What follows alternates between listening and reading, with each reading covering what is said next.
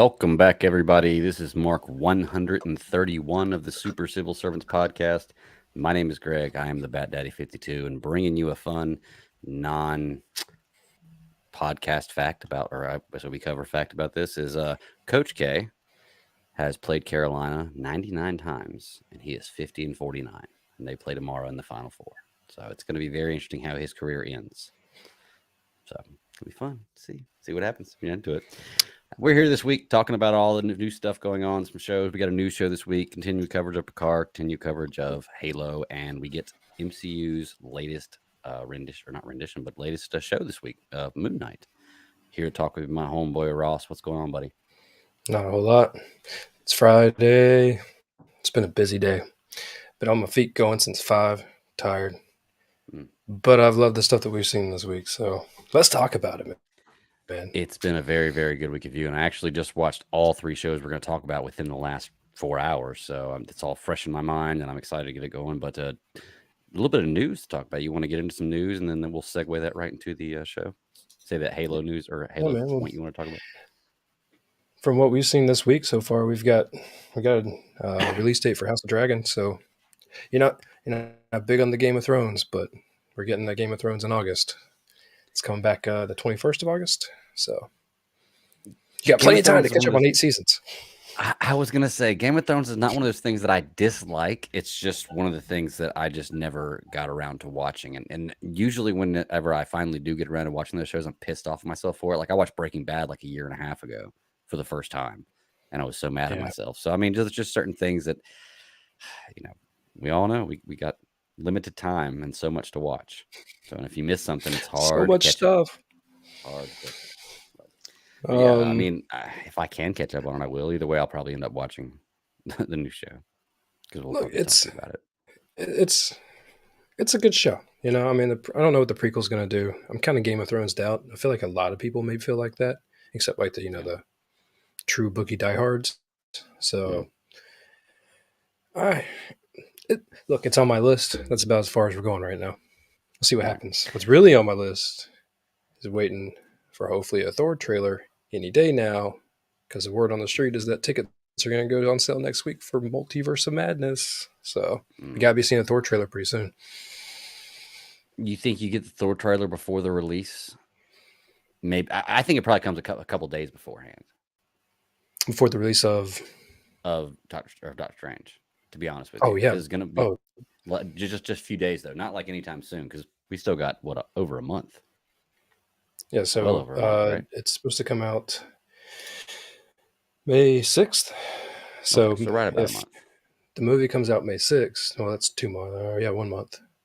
Right, yeah, we're in April. Woo! Are we? April Fools. It is April Fool's, though. It is, yeah. So if we have a month before it comes out, so tickets should go on sale next week.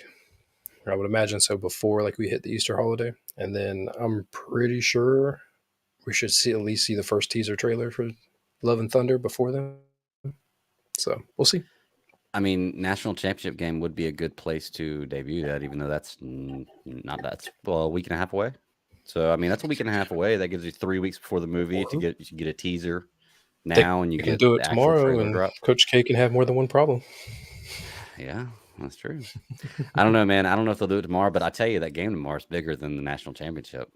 More people are going to be tuned into that game than they are the national championship. I guarantee it. Well, I don't know. It depends on if Duke goes on. I'm sure people will be watching that, but either way, sorry, I got basketball in the brain. Yeah, I honestly don't really know anything about Thor: Love and Thunder. Like, there was a point a few months ago where I just stopped diving so deep into following stuff and finding information on stuff, and it's really made my viewing more enjoyable. So there's not much I know about it. I'm gonna try to keep going into it with kind of a blind or no knowledge of it, but we'll see what happens. See what happens. It's an MCU property, man. It's an MCU movie, man. I can almost guarantee you it's going to be good. I mean, a lot of people are on the fence because a lot of people either loved or hated Ragnarok. So that's what's I know that's what's setting people up for a showdown, if you will. People are trying to figure out, if they see that first trailer and they don't like it, it may get more hate than this Morbius movie that just came out today. I mean, that movie is getting so much hate.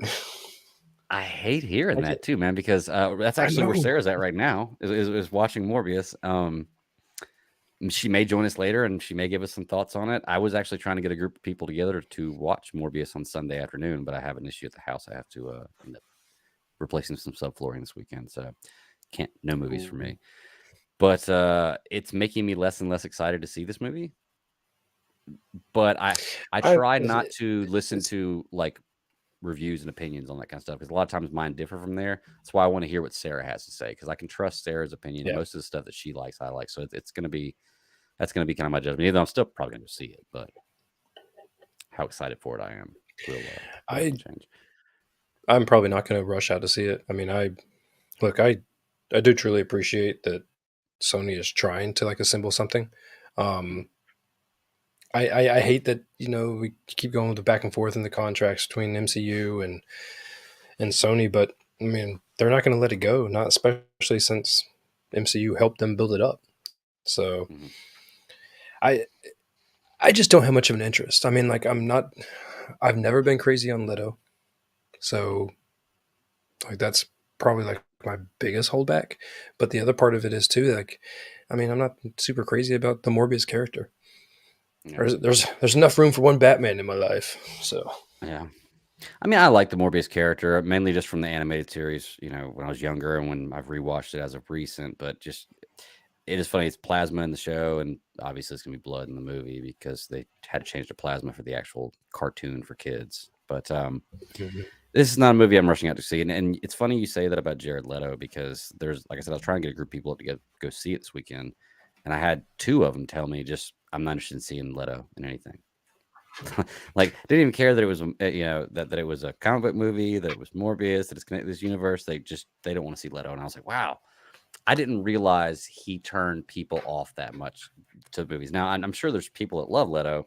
I'm right down the middle with him. Like there's nothing he's ever done to blow me away. There's nothing he's ever done to make me hate him. I've never seen a Well, performance and been like, damn, that sucked.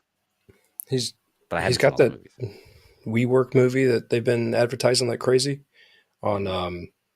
Apple, and I'm telling you, like I've seen ads for it all over the place. But then like there's so much hate because like he wore a prosthetic nose. I mean, we I hear all these Did things about he? Pam and Tommy where they're everything is prosthetic, and Sebastian Stan's made to look taller than he actually is, like all this fakeness. But there was no reason for him to wear like a prosthetic nose. I don't know the truth behind that. Let Look, me I'm go not ahead gonna and say lie. that I've only read it. I was watching. I saw the preview for that, and I was looking at it. And I was like, why does he look different? What's different about him? Does he really look like that with like just like normal role playing a normal person? I just couldn't believe it, and I was like, he just does not look like Jared Leto. But that makes sense if you're saying that he wore a prosthetic nose, which once again, why? But That's what I've heard. yeah, So it would make sense because I'm not saying I didn't recognize him, but I definitely thought something was off. You know, what were we talking about before we got into? oh, hold on. So I think we chased a squirrel into Morbius Yeah. talk. Oh, we I were talking mean, about Thor: Love and Thunder, the previews. well, yeah. So if people like or hate Thor, is really going to depend on what people's interests are going to be for that movie. So, I Yeah. mean, I'm looking forward to it because I mean, I think one of the best things about it is that you have something to pull you back into the MCU that you hopefully remember. Mm. As much as I love all of the MCU movies, I mean, I love the idea of going back to watch it. I may have time here and there to kind of throw movies on, but I mean, we're getting like Moonknight. We got all these Disney shows. I mean, they're just throwing so much at you so fast. It's new. There's almost no time to go back and watch something old. Yeah. You know? Like as much as I love the original Star Wars movies, you turn around and like the MCU is so like that's a lot of kids' original Star Wars. That's going to be with Right. them 23 some movies, Hmm. plus now shows and everything else. That's hard to beat. And like I loved that journey of watching all of those. So I stick with the idea of whatever they give me, I'm going to take and I'm going to enjoy. I'm going to try to enjoy at least, and then see what happens. Yeah. Well, with the Star Wars thing, like you're saying, with some kids, that's their Star Wars. I look at it kind of like James Bond. Like, we're the same age. For me, James Bond starts with Pierce Brosnan. Mhm. You know, but I know there's plenty of James Bond before that. But for me, it's like from there on. So I kind of Star Wars. I guess kind of like that with kids nowadays. Like, yes, there's other stuff before me, but mine starts right here with Clone Wars or the prequel trilogy or something like that. So yeah, I get that. My saber just went off. What else, man? Other news. Let's see. Let's stick with Disney real fast. Sure. Obi-Wan Kenobi's moving until Friday, the 27th. Sorry, I didn't clarify that. I was basically saying that Disney's trying to take over your whole week now. I mean, if Yeah. they continue with Marvel stuff that comes out, if they keep pushing that on Wednesday, I mean, you're talking 2 days a week that they can have where they're getting all of the ratings. Not to mention all the other days where people don't get the first viewing, whether it be on Wednesday or Friday. They started off with Friday showings. I feel like the only reason that they moved it back to Wednesday was because they could pad their viewership, and so it gave them all the hardcore people on Wednesday, Mm-hmm. people who wanted to catch up on Thursday, and then Friday was all your like family, people at home, or people who didn't watch throughout the week because they work or work too much.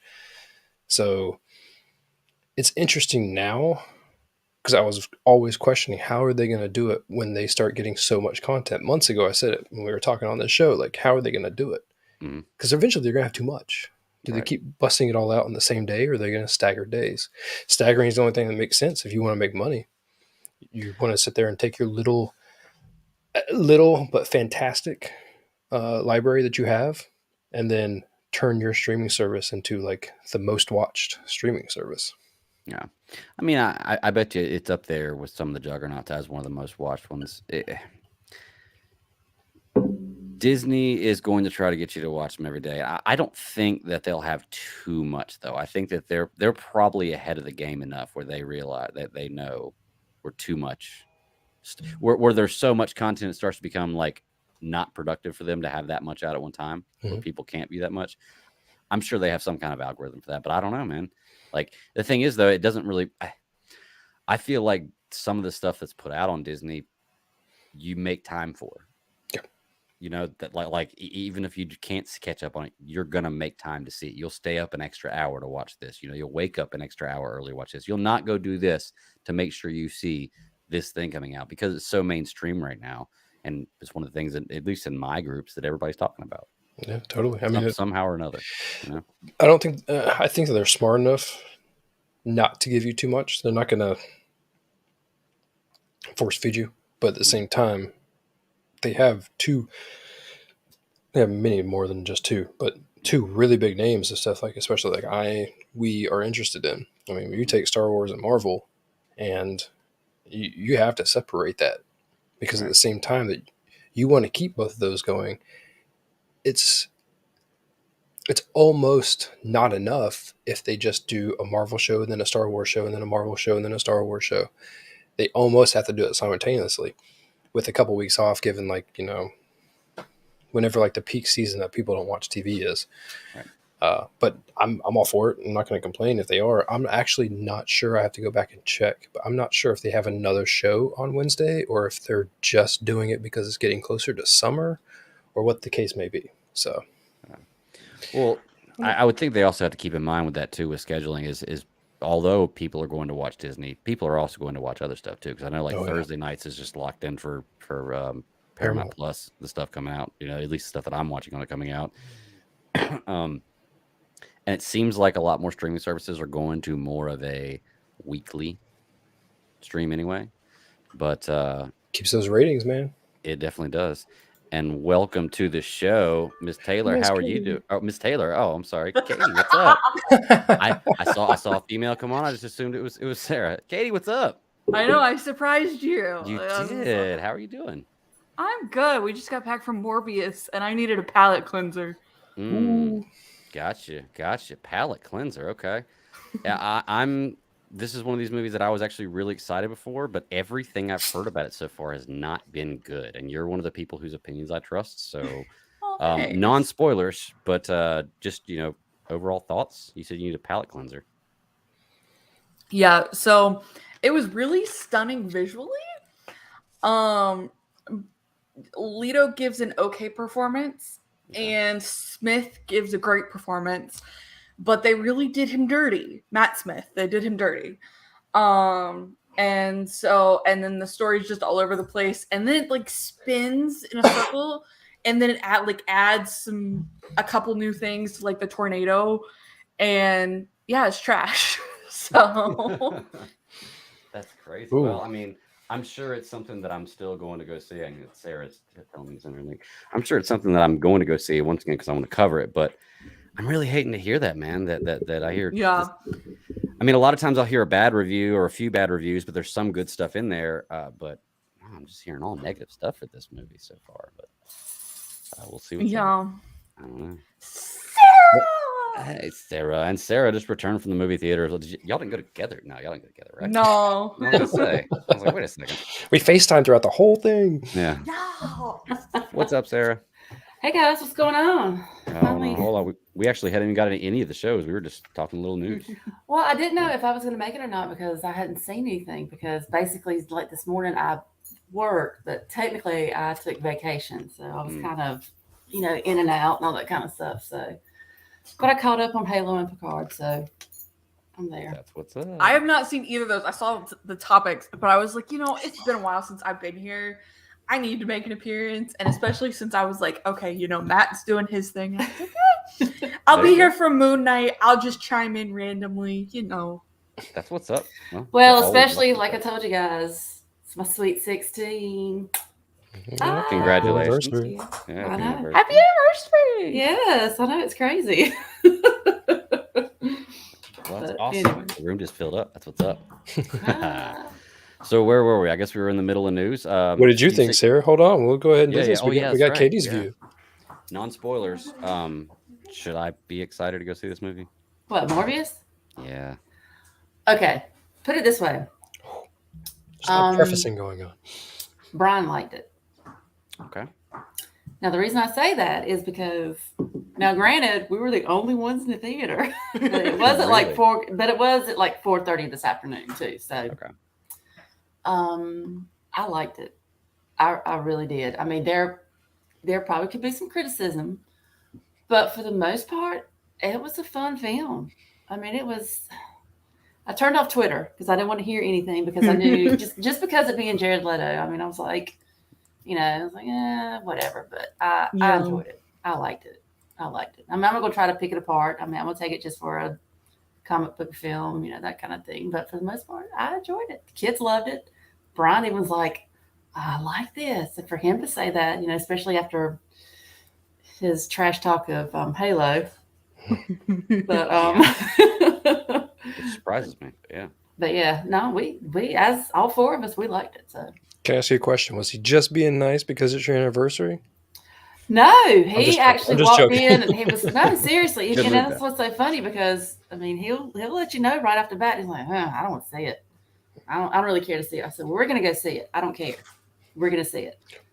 And actually, as soon as the ending, it was like, that was pretty good. I liked it more than I thought I would. I was like, Yeah. there you go. Matt and I tend to lean more positive, and we both were like, no. He said 2, I said 1.5. I ended up giving it a 1. Ooh. Now I'm not saying that's the best, piece of Yeah. film I'm gonna watch this year, but I mean, just face value. I enjoyed it. I'm not gonna go back and see it again. I can wait till it comes out. Let's put it that way. Talk about the But- graphics. Were they good? I thought so. I mean, I thought it was very fluid. The flying and that kind of stuff wasn't crazy? It was very fluid. Not Matrixy. We don't want Matrix flying. I mean, it was kind of. I don't know. It's Kate, okay. what do you think? I'm going to talk some trash about the show. So, I mean, like, you go ahead. Like, it's... I enjoyed the visuals of it. I thought the graphics were really well done. I did. That's too much spoiler. I can't say that. Like I said, it was very fluid. It wasn't very. I didn't feel like it was very. It was static. It had a flow. Mm-hmm. It had like this flow it was going with, and I thought it was kind of cool. That kind of, I felt like just kind of moved it along a little bit. So no breaks. It made you feel like you were looking at watch. Well, then it. again, I felt like I was riding a roller coaster watching it too because we were in the 4DX theater. So I thought at one So point you we were gonna- truly flying. Yeah, so I thought at one point we were going to lose Claire. I really did. I was like, I looked over there and she was like, of course, she's like 60 pounds soaking wet up that much. Oh But, gosh. But yeah, but I think I probably enjoyed it more because I was in the 4DX theater because there was a lot to kind of more keep your attention into what was going on. But for the most part, I mean, there was a lot of action, and that was one thing Brian said too. He was like, "There's a lot of action in it." Don't. Okay. But it's not 100% flat, but it's interesting. I will say it's interesting. It's unlike any vampire property I've seen before. Yes. And I watch a lot of vampire stuff. I mean, that's a pretty high praise. I mean, at the It's end of not the day. Twilight. Let's put it that way. Russ, it There's is no not sparkling. high praise. It's not high praise. If it's look, we've seen all of the different vampire edits. Whether it be teeny weeny boppers or whether it be Blade or the old school Dracula. If it's unlike anything, then I mean that could be a high praise, or it could be like it's like nothing I've ever seen and I did not like it. Not in a good way, right? Okay, so I have a question. Well, two questions for you. One, do you see this fitting into the Venom universe? Like, does it fit well? Can you see those two crossing over? So Venom is mentioned. Okay, so there is a mention. Okay, I think so. so you don't think it would? I don't think it would be too out of the realm. Okay. Let's put it that way. I've seen the end credits, and so I do know what happens. I what they're smacked doing my there. head at the end credits. Yeah, That that's just, what well, that every kind of threw me question for a was little if bit there's too any credits. because I'm just like, I was in okay. the movie theater, so I didn't know if like what I saw was complete. So I didn't like have a whole lot to say on that, but I did stumble across it. Well, I'll make sure I stay for it because that was actually going to be my next question: was if there was an end credit scene. So I did. I happened to stumble across that, and I did see theirs too. So that's why I was like, Okay. stay. I hate. The only thing, I think the myself. one thing I didn't like, I think it was just like the beginning credit and ending credit visuals. I didn't like that. See, I liked those. I didn't. I don't know why. I didn't feel like it fit. I don't know. It was just weird. This is my new co-host for Slice of Film, y'all. See how we're gonna interact. You guys see this movie, But we agree on the and then- majority of things. but- We agree on the majority of things. This is a rarity, y'all. I don't know. Okay. Maybe for me, because it just felt like it was a bit dated. But then again, a lot of dated is the shit now. So Well, in reality, the movie's like 3 years old, 4 years old. So yeah, well, it's a little dated. Yeah. You got a point there. Well, Very good I point. think I think you guys have successfully convinced me out of rushing out to go see it. Like, I don't need to make time to go see it this weekend. Yeah, I don't think when I so. get around to it, I'll see it. But I will say this: don't let whatever criticism that you hear color it. Right. Well, I This still am is not a going to type of this is a type of film. It's like people are going to talk shit about it. Yeah. Point. I mean, that's just a given. Yeah. And some can be very visceral. Some can be just like, that kind of thing. But I just- have a positive review from one of the people at my writer's blog. He wrote the review from the site, and it was positive. So Yeah. if you want, Greg, I can send you that. Yeah. Well, I haven't read anything on it. I've just seen headlines and heard people talk. So, like, I'm trying to stay away from, I'm in this new thing now of not learning as little as possible as I can, and it's making my enjoyment or my viewing enjoyment much more. Dude, and I stumbled across the lightsaber battle from Obi-Wan between him and Vader, and I'm like, how did I get here? What is the internet doing April to me? Fool. No, actually, it was very true. Unfortunately, it really screwed me over because I'm the same way. I've been right in that same boat. Like, I don't want to see a whole lot. But then as I'm just, scrolling, not even doom scrolling, just going through casually and see what's coming up. And out of nowhere, it's like, boom, scene. You're not going to see anywhere. And then like 5 minutes later, it's gone. So Did you look at that Shadows of the Empire little spoiler I sent y'all the other day? Yeah. I'm still going to buy that book. In fact, I think I've already pre-ordered that book. Shadow of the Sith. Shadow of the Sith. Yeah, that's what I'm saying. Not Shadow of the Empire. Yeah, Shadow of the Sith. Yeah. There was a little spoiler put out about it the other day, and I was like, interesting. But You saw it, Ross. Sarah, do you care? I saw. I saw the blip, but I don't think I actually saw it. Was so. it in the excerpt, Greg? yes. Yeah. Okay. you think you're talking about the same one? Okay. Yeah, is Anakin. Yeah, the Anakin thing. Yeah. So, okay. Just making sure. I don't think it was like a secret. Like, I mean, I saw it on the No. internet. But I just They didn't did know. that to get more people to buy the book, but the cover on that is gorgeous. Yeah, I'm definitely buying the book. I mean, I've gotten so much into Star Wars reading now. Well, okay, I don't want to say it reading because I'm listening to audiobooks, but I've gotten into Star Wars books big time. Yeah. As of late. Don't let people tell you that listening isn't reading. You are still consuming the book. Yeah. It is reading. Yeah. My sister's got dyslexia, so she can't physically read. So she listens to all of her stuff, and people will be like, "Oh, well, that's not actually reading." No, it is reading. I promise you, it's reading. It's devoting time to it. Yeah. I mean, I agree. It's just listening to audiobooks for me, it just doesn't work the same because I fall asleep too easily. And I'm sorry. It's just if I hear like a drone, especially if it's a droning voice, it's just that takes me out. But me, it's like actually having the actual page and turning it. So when I fall asleep and it falls on my face, I'm like, okay, I'll wake back up. That kind of thing. So, I've fallen behind on my reading because I've been playing Knights of the Old Republic on the Nintendo Switch, which is great. you're buy. still I got it for learning like lore. $7 mean, digital copy. same thing. Yeah, I'm still learning, and it's great because I just got done with the Revan book. So now playing Knights of the Old Republic, it's like, okay, cool. Now I see some connections here. It's really sweet. Of course, I'm a Sith. I've tried to make my character as Sith as possible. Like Just going around smacking kids all Will Smith thing style. I can do, killing people, telling people no, screw off, and I was like, wow, this is pretty cool. But like, is there any point in time where like I'm away from Bastila and like I'm actually with like Malik or somebody, like actually being a Sith, or am I just like this asshole Jedi the whole time? I'm not sure yet. So we'll see. I think I've gone to like 4 planets so far, so I think I've only got 2 planets left. That will be me next week when Lego Skywalker Saga comes out. Yeah. oh my gosh, yes. I'm in a weird place because, like, we have one who's about to have a birthday. He's a May 4th kid, and I'm like, I want to get it for you, but I also want to like change your like system that you play on for your birthday. So like, I don't want to like buy it twice. So I'm really kind of trying to figure out what to do with it. What So I like the system Lego is it? games. It's PS4 right now, but I mean, we're pretty much an Xbox family, so hey, is what it is. Hey, I'm at Xbox house. We don't differ on a whole lot, Greg, but Don't hate. we're Don't different. hate. I mean, there's nothing wrong with Yes, Xbox. well, Look, I used to have an Xbox, then I got a PlayStation, and I was like, wow, what have I been doing for years? But Xbox is still a great system. I don't have time to play, so I mean, really, at the end of the day, it Hey, means shit to me. As long as I y'all don't never talk about play. Elden Ring, I don't really care because I'm about over that shit.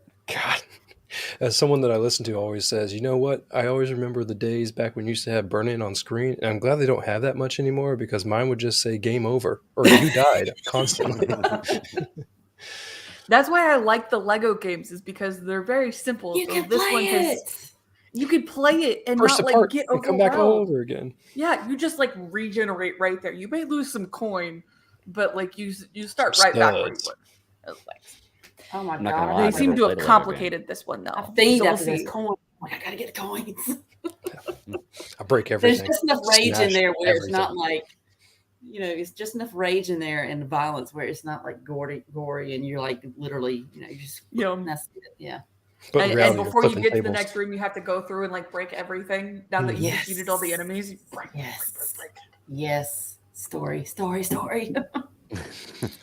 supposed to be the most technical Lego game ever, which it should be, considering that it was supposed to come out like in 2020. So Well, I like the little puzzles you have to do though. Mhm. I do like the little puzzles. Of course, that's when I rage at that a little bit. So This game, this game was originally supposed to come out before I started dating my husband. Can I be honest with y'all? I've never played any Lego games, and I have no idea what y'all are talking about. Greg, oh my God, You're gonna no have to idea get what this game y'all one. are talking about. I'm not up on gaming news. I they're don't play so much, but fun. Oh They're my so I much gosh. guarantee fun. they are. I just watch Rebels or play games. Greg, Would you how many rather? monitors do you you are have in front of literally- you? You got 2? You can do both. Yeah. That's true. Greg, you are gonna have to get this, and then we're gonna have to play. I will literally get like the online subscription. We can like co-play online. Okay, I'm down. Yeah, I smashed all like the Marvel ones. I don't even know if I've played the Star Wars ones. I think on like iPad or something. But Hell, I had like a DS. I mean, I've been playing those since. I remember like I got pregnant with the boy going to look at a DS, and the first game I got was a freaking Lego. And I can't remember if it was Lego Batman. Oh, that's the OG, dude. Oh, that's the OG. was it DC Villains or something? Called something like that. No, it was straight up DC. It was Lego Batman. Yeah. That's how. Greg, the beauty of the Lego games is that they're pretty much all formatted the exact same. You get coins, learn new stuff. Okay. Gold bricks, like, and sometimes there's like somebody you have to rescue. So in like, the Marvel, you always have to find Stan Lee. Oh yeah. Yeah. And I don't remember who the Star Wars one used to be, but like in Harry Potter, it's like there's a student in peril. And so it's like it's all based the same. So you know all the controls and everything, and you can go game to game, and it's literally all the same. So it's kind of like a modern day Mario, is what it sounds like. Well, you're always playing with a team, and you get to change between characters too. And So then once you always get have 2 through to 4 like the people. first version of it, and you can go back and free play. Oh, that's what. It's really So it's fun. like the Ultimate Alliance game. It used to be where you could have the different characters and play. Literally the only is like game I that. play is Okay. Mario stuff or Lego. That's Yes. it. I don't play Yes. anything else. I'm got a like that, but generally PS4. it's always sports for me. Like I'm usually just play if I'm playing on my PS4, it's sports, which I had the best game of Madden ever Racing, in my baby. life the other day. And then recently, I bought my daughters the Switch like 2 years ago, right? But since then, now they're both teenage. Well, one's about to be 16, and one's about to be 13. But since they've gotten older, they've grown out of the Switch. Now they have the VR and they have their iPhones and iPad, and so they don't use the Switch anymore. So now I'm using the Switch. The Switch is a damn awesome ass system. Like it's awesome. I take it to work with me. Use it on my lunch break. It's really cool. I sold Like, mine the for Switch is more than we awesome. bought it for. Wow. Like no kidding. That's a And good return on investment. yeah, that's because like everyone else was playing everything else, and Switch just sat there half the time. I'd pick it up every once in a while and play the little free games that you download. But I mean, shit. Like after a while, I'm like, 400. I'll give you a couple games. Come buy it. And someone was like, coming to get it. I'm like, wow. I was expecting to be talked down. I'm loving it, man. So it's basically for me, it's like a jacked up version of Game Boy. Yeah. What's the Sega one? What was the one with Well, The Wii? no, we had Sega Game had one Boy. Oh well. that came Sega out had right the after Game portable Boy. Then you had like the PSP? PlayStation. Yeah, PSP had one. I had a PSP. It's actually more similar to a PSP. Now that I think about it. But I'll think about But it. it's got the Game Boy games. yeah. Because Nintendo's games are just more like friendly and everything. Whereas like PlayStation, Xbox, they're like doom, violence, All the time. All the time. Nintendo, you know, if it's someone funny. bleeds, they're bleeding coins. It's funny, like games like Knights of the Old Republic. The reason why I never played games like that is because I've never enjoyed that fighting style. Like I've never enjoyed the whole you approach and then we approach and then you pick a move and I pick a move and blah blah blah. But now that I've played the game, I realize that I didn't like that fight style because I didn't understand how to do it properly. Now that I'm into the game and I know how to do this properly, I'm okay. It's like a math problem, kind of. It's almost like a puzzle you're solving. What can I do? And it's fun.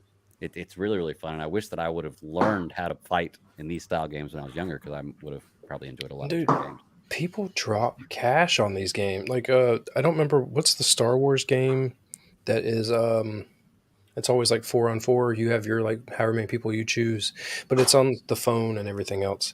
Anyway, dude, I had an old neighbor that dropped north of $700 on that game. On his phone? On the phone. What? Whoa. Wow. I'm like, you may have a problem. Like I may have many problems, but you, sir, have like a identifiable problem that you should really address. That's a bit. Yeah, Dude, that's a brand new car payment. Yeah. Brand new like truck payment. Anyway, Yeah. so That's a people good drop ass money lightsaber. on things like that. Yeah. That's a few lightsabers if you go to the right website. That's a hella cosplay. How about that? There you go. Oh, yeah. Were we done with news? What was the last thing I talked about? I don't even know, man. We were talking. news, Sorry, we just Greg. I kept joined going. in and like threw everything off. We're waiting for Oh, the I Thor did too. Don't trailer. worry. Waiting for the Thor trailer. Multiverse of Madness tickets could go on sale next week. Right. Guys, I'm telling Obi-Wan you. got I'm moved. telling you. That's why. Really? That's why I'm saying it. 40X in Raleigh. Let's do it. Actually, it's an Apex. Apex. Yeah, I did see Apex, that. okay. It's an Apex. Okay. Closer to you, farther away from me. I'm sorry, Sarah. I don't live that close. Well, I mean, I was just saying. There's an airport right there. Just fly. I live like Maybe 3 you're hours like away. I'm 3 not hours taking the away. airplane. Yeah, like 3.5 hours away. I mean, it's a big deal. To go see a movie, definitely. You know, it's worth it. Was it 2? Were we 2 hours? They were all about 2 hours. Field apart, trip. aren't they? Yeah. I just started a new job. I can't take time off yet. Obi-Wan Kenobi. Oh, that was the last thing. Obi-Wan Kenobi moving to Yeah. the Friday. And we get 2 episodes. So Yeah, that's got to be for Celebration. Because Celebration is the 26th through the 29th. Sorry if y'all already said that, but I'm betting they're doing like a premiere of the first episode the first day of Celebration, and then everybody will get to watch both episodes the day after.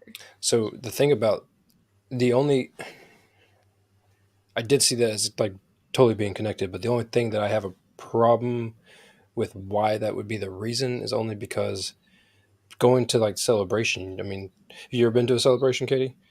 I keep trying to. I can't make it work. So it's always like straight chaos, and all of the stuff that they're doing with Disney and like the park and they're doing I can't remember the name of the rides right now, but they're basically pacing everyone through the motions to try to get everyone to come to the park. And so they're doing that. I mean, not that it really matters, but like the Angels are doing a thing on their field.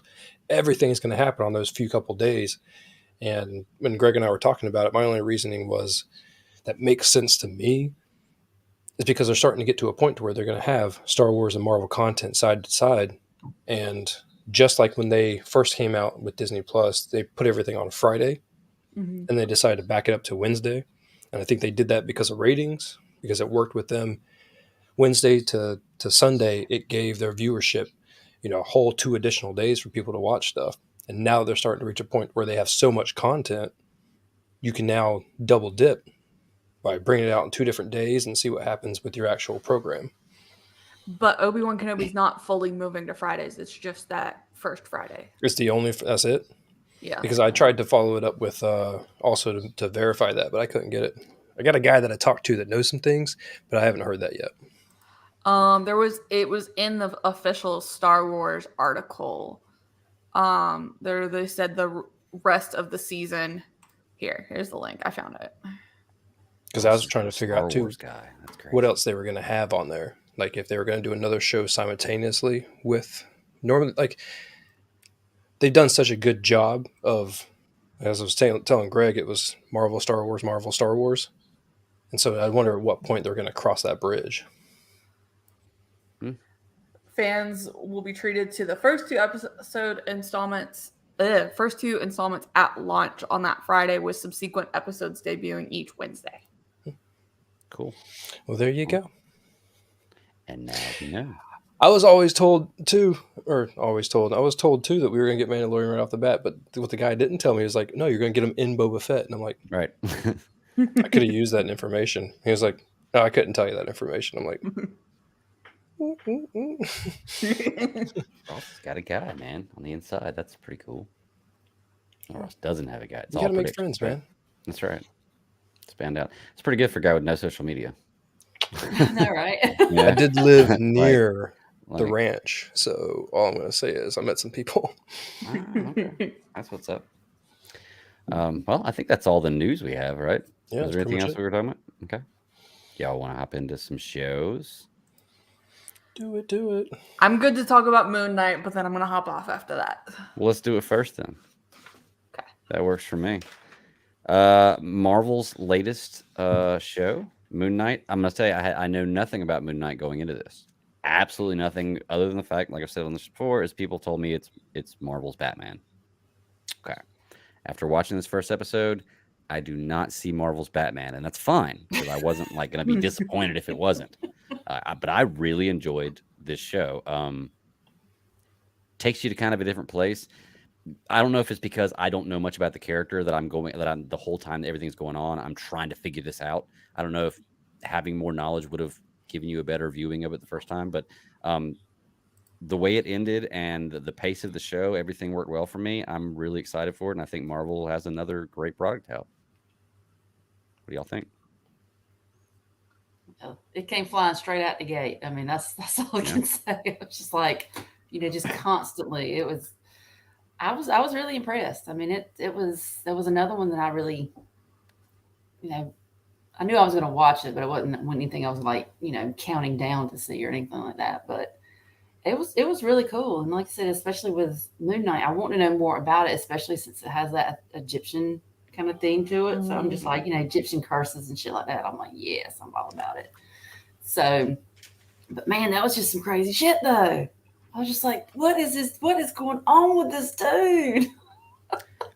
And can I give a little love for Ethan Hawke too? I'm like, oh my God. Dude, the opening scene was crazy.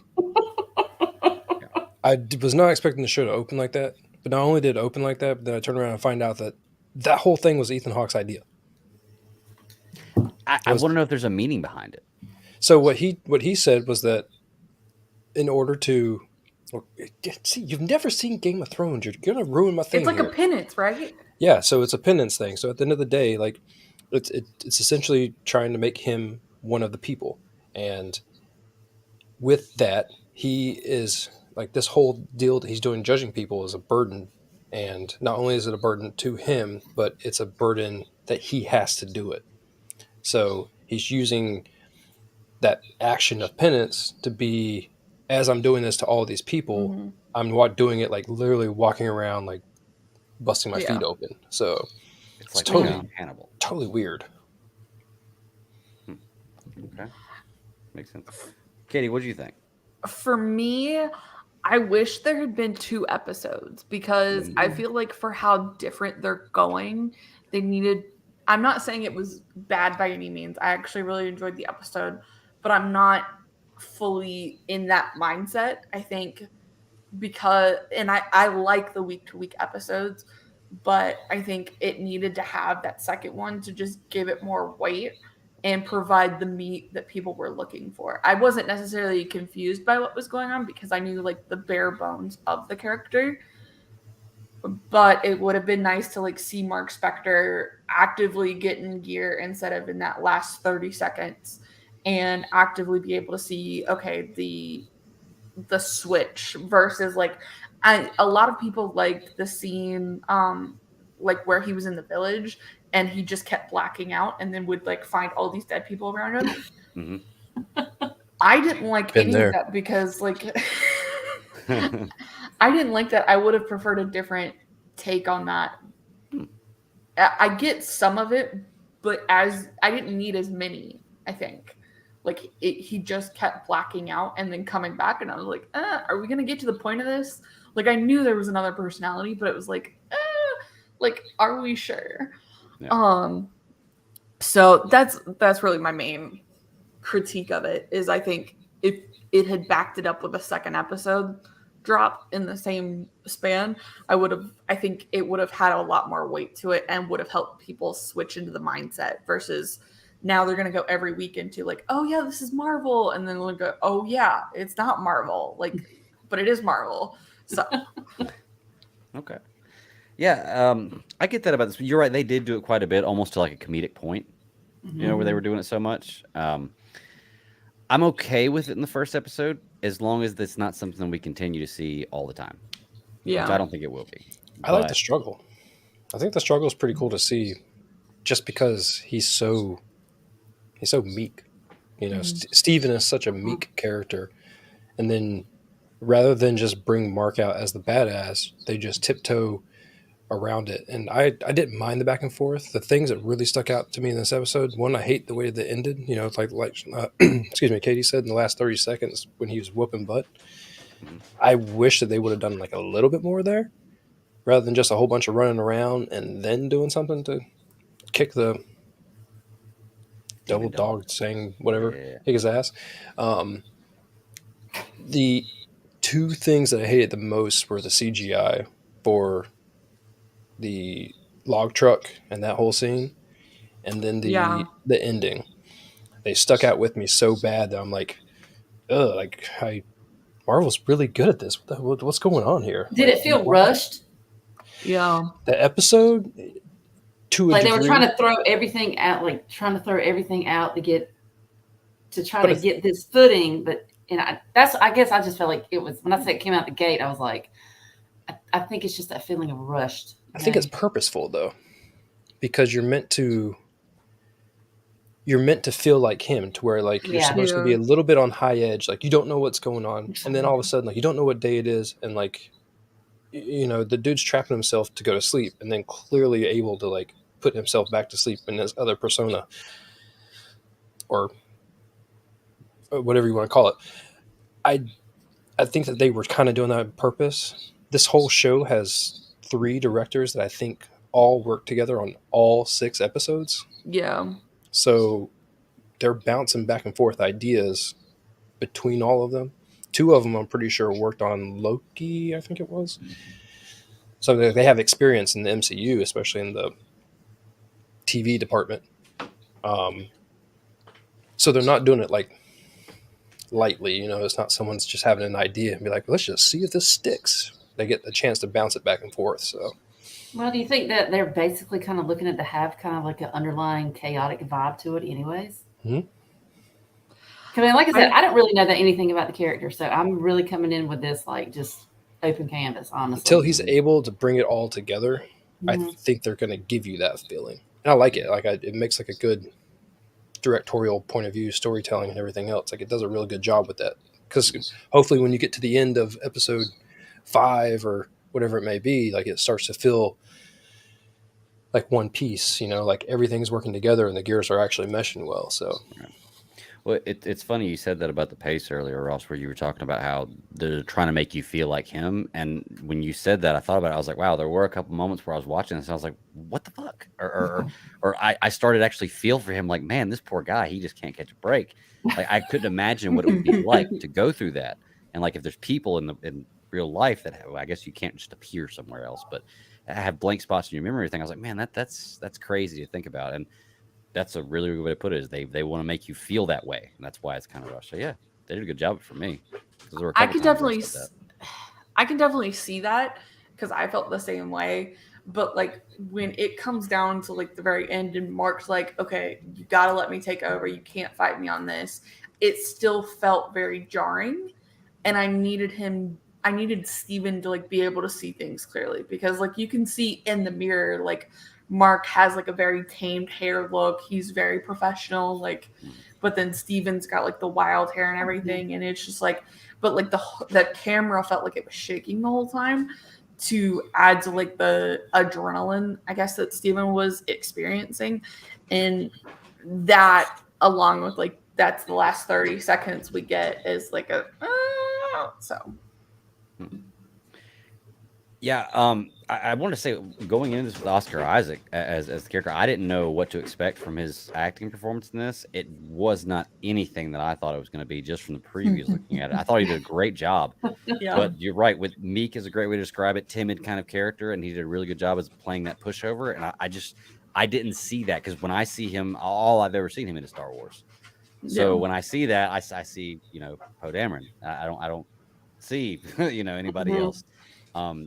But it took me out of it very quickly, and I like to see the other persona as well. So you see, he's going to carry a lot of different characters, and not a lot of different, those 2 characters. But you've seen X-Men Apocalypse, haven't you? Does that count? Yeah. Oh, there it is. Oh. No, I have seen that one. I just don't remember a ton of it. Yeah. So. That's right. I forgot Apocalypse, y'all. That's right. I don't get the hate. Okay, I forgot that. Yeah. There's It was in a bad era. I like it. What I love about the X-Men movies, they had fantastic casting. Period. Yeah. There's no comment. Story, writing.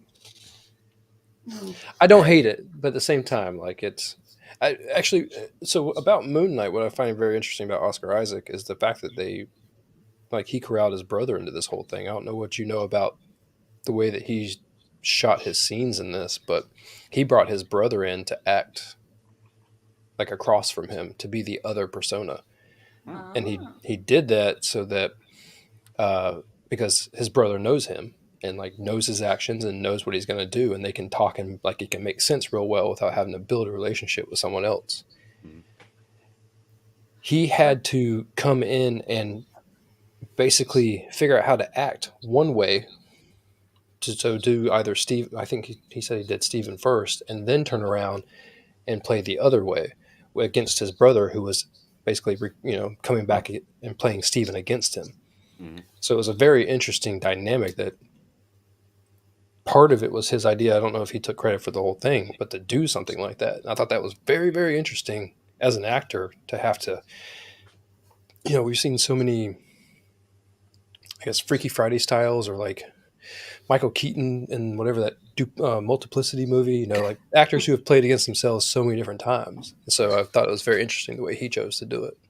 Yeah. Maybe his brother was broke and he needed some money. I don't know, but it worked. Either way, it worked. All right.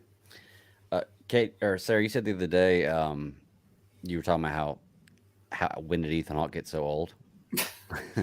I guess you're right. He doesn't have the baby face anymore.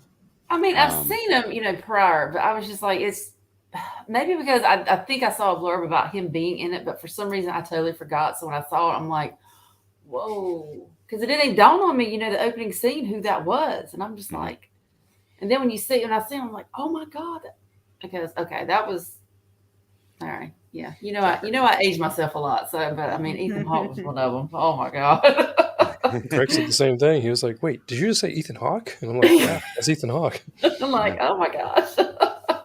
Yeah. But I love seeing actors like that you haven't, I guess, seen in a while. I just love seeing those guys.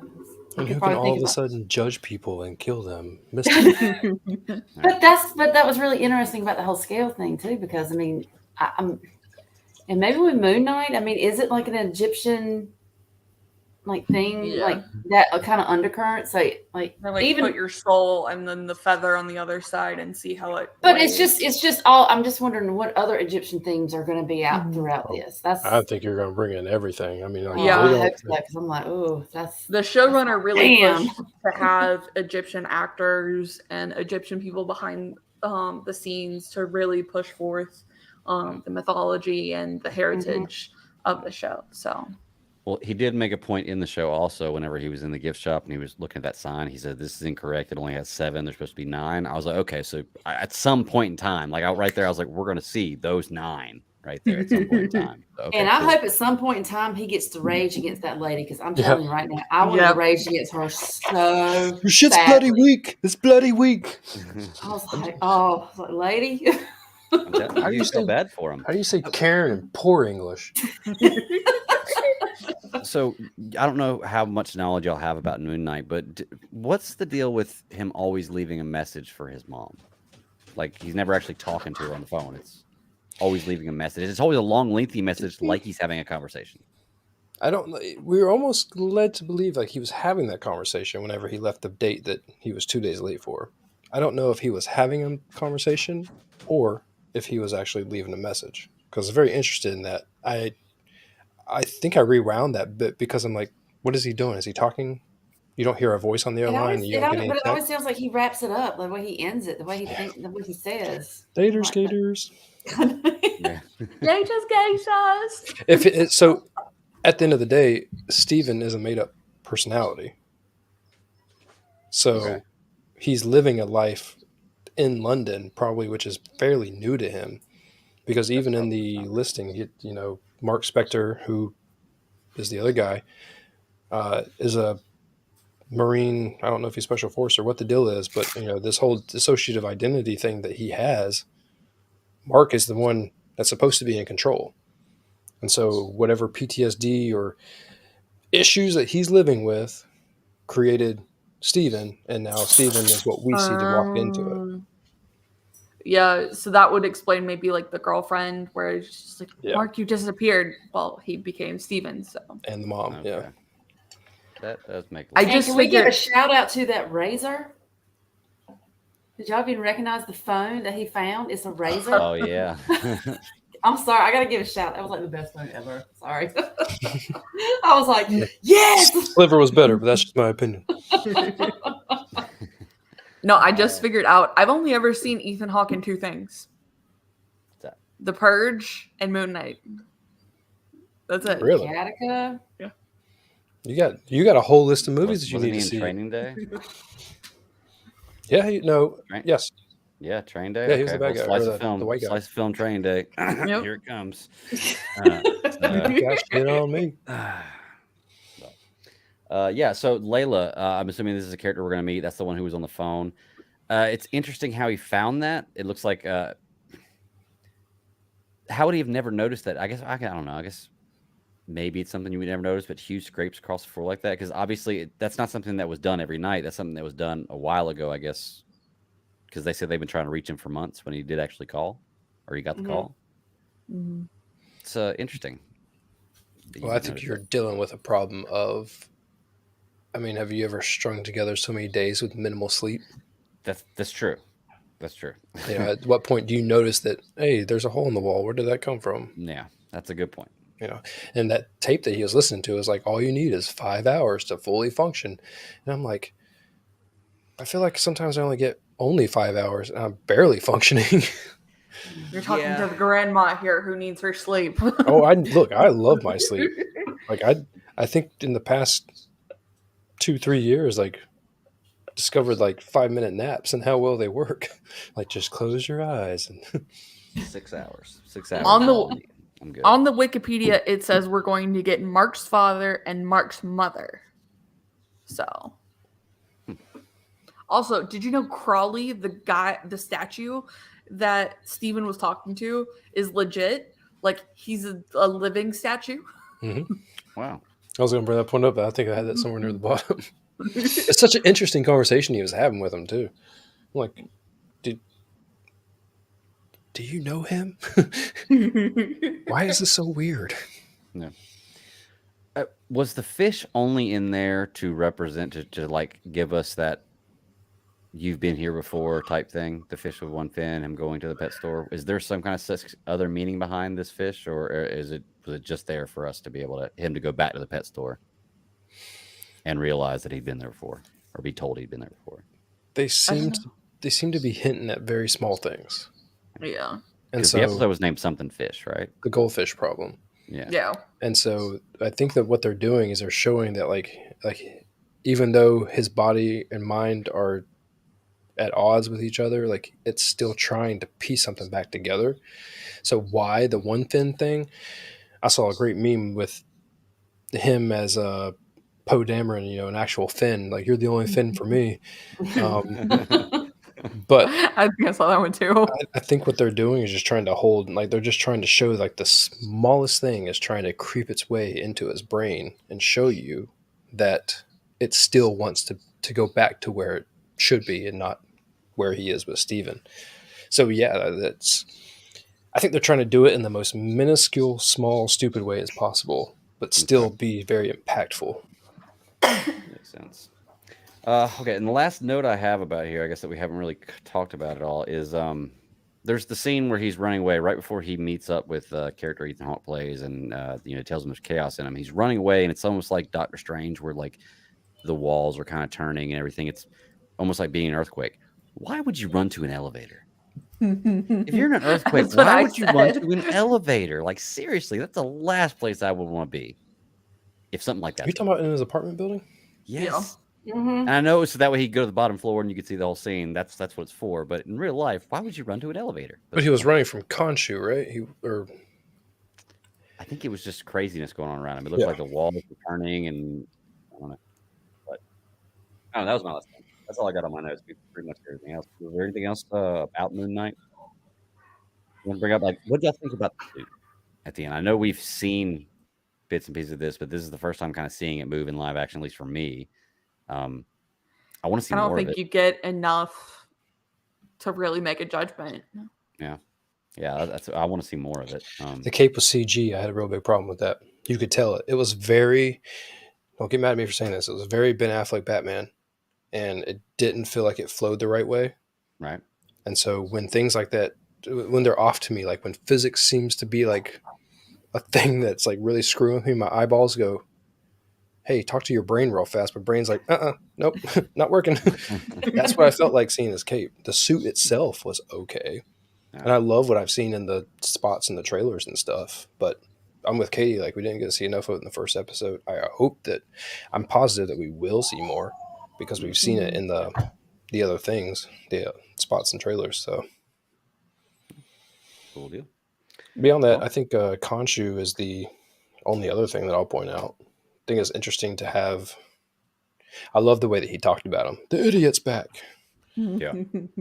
There's so many great internet moments with people like, that's what I feel like when I go into work, or that's what I feel like when I wake up, or when my kids walk in the room, like, oh, the idiot's back. Like there's so many great things that they've used that for so far, and I'm like, this is gold. Like it's just going to keep going. Yeah. But the guy who voices him is known for so much. I've last seen him in Mythic Quest, which you don't have Apple, so you have F. Murray Abram. So Mythic Quest too. Khonshu, I'm assuming is going to be one of those Egyptian gods. I'm assuming that's probably the one that's given him his power. Yeah. The Egyptian moon god, an outcast among the gods for waging a one-god war on perceived injustices, thus necessitating him to find and use his avatar Mark Spector. Well, that's what the Wikipedia says. Well, there you go. Trust that collective community. Okay. So it all makes sense now, or not all makes sense, but it's starting to make a little more sense to me now. Like I said, I enjoyed the first episode. I'm going to watch the rest of it. Obviously, even if the first episode wasn't amazing for me, I'd still watch the rest of it because it's a Marvel property. Even, once again, the worst stuff is still not that bad, unless it's Guardians of the Galaxy 2. I love what the MCU's put on television. I don't think this is by far like their best entrance into a television show, right. But I thought that it was good. I've heard great things about it though, so which is I am a little worried about that episode 5, episode 6 mark, because that's where some of the other shows have gone from good to average. Right. Marvel. So I'm interested to see how that plays out, because the showrunners even been like, oh yeah, just wait for episode 4. There's like a big shift and everything. And we're like, okay. Because the reviewers, like the people who got early episodes, they only got through episode 4. So. Okay. Well, I'll be interested to see what you got to come back and talk about it when episode 6 comes on. Mm-hmm. Is there only 6 episodes? Yep. Okay. Well, we hope they don't tighten it then. Or actually, I want to say Boba Fett it too, because the Book of Boba Fett, Book of Boba Fett was average. I had to get that with it. Good way to put it. It was a good show. It didn't end as well as I wanted it to, or it didn't blow me away. Let's put it that way. So, all right. Well, anything else on Moonknight? I don't think so. Cool. Well, don't throw a gun at people. If you have a gun in your hand and it has bullets in it and you actually need to use it, actually use it. Don't throw it. Yes, that made me laugh. I was like, did he just threw the gun. And he got called out for it too. He's like, did you just throw it? You idiot. Yeah, it's going to be a fun time.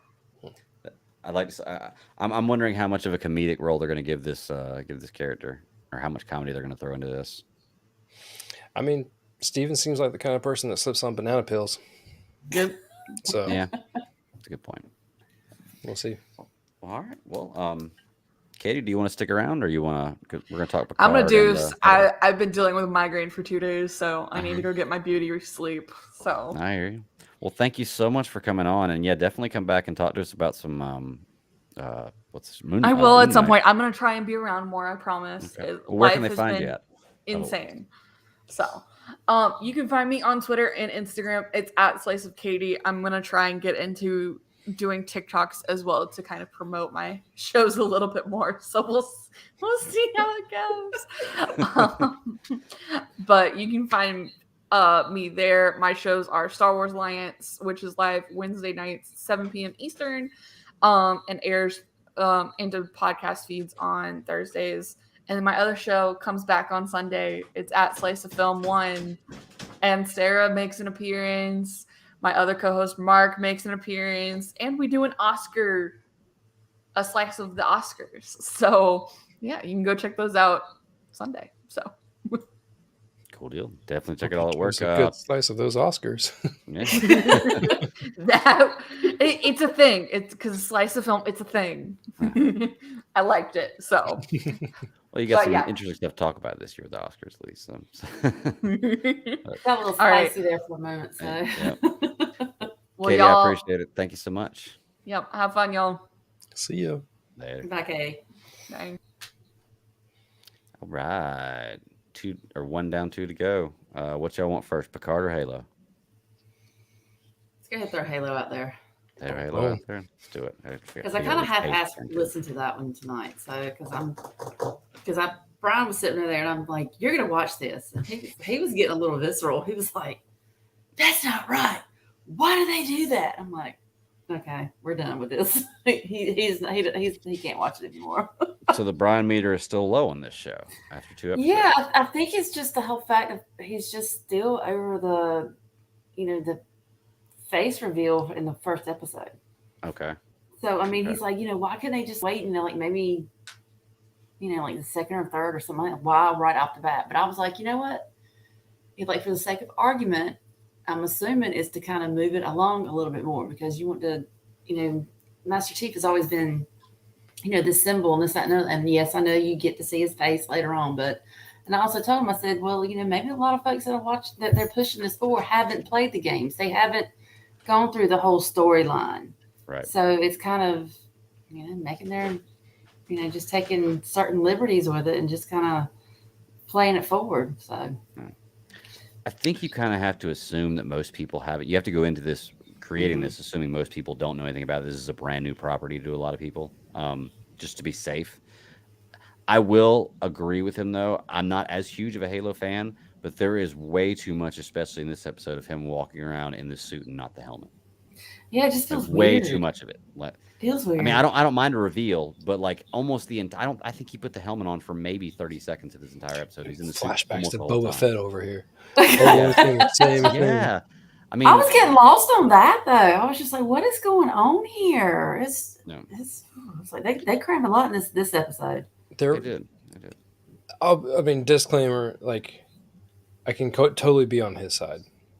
All right, you have this whole entire thing that you've known your whole entire life, and like now they're bringing it to a screen. So what do you do with it? Greg being right. Also, you have to assume that most of the people that are going to watch this are going to watch it for the factor of it being a sci-fi show and less of it being like a game.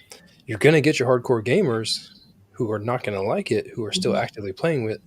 I don't think it was a great idea bringing it to the screen so close to like a new game dropping, but they got to keep their game alive, right? Like they have to keep their industry that they've built this character with alive. Right. So it's very difficult. Like you can't, you need the tattoo from Ethan Hawke and try to figure out which way the skull's going to go. But I said last week that, I said to myself that this right here could be the Bad Batch in live action. I mean, you could turn this into any sort of like trooper story because I think that it worked that well. I loved the first episode because I couldn't find a whole lot wrong with it. Not so much because I love Halo, but because it was telling a story and it told the story pretty well. And it didn't feel like anything was out of the normal. It felt like it was pretty cohesive. I mean, it's got my attention. Don't get me wrong, because there's a lot of questions I have now. And I'm like, oh, I want to see how this plays out. Maybe it's like on the political side of it, because I want to see what Halsey's playing out, especially now, like, with having Cortana thrown in there. But then again, I don't think Cortana was an actual, not say person, but I think, with that. She was a face. Yeah, but it wasn't like a tangible, so but taken away from that, the way it's moving forward now, I thought that was pretty cool because I just loved Halsey sitting across from that tape, across from there from the general that was like, shut it down. And she's like, oh, no. Well, I have this, program that I've been working on. And of course, in cahoots with the other general. And he's like, oh, well, this sounds like a great idea. Do you have an issue with that? Would you like to spearhead that? General's over there like, politics work.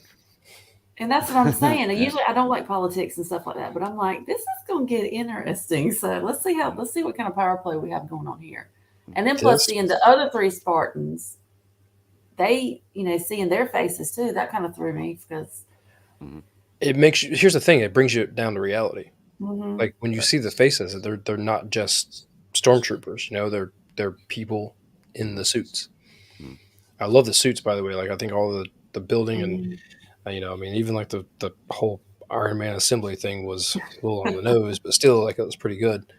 Um, I said weeks ago, whenever we were talking about Star Wars with everyone on, that like I wanted like a little bit more of like a politically involved story to come from like a Star Wars show. This is kind of right along those lines of what like my brain was thinking, because I want to know a little bit more about the inner workings. Everything that we watch seems to have political ramifications for anything.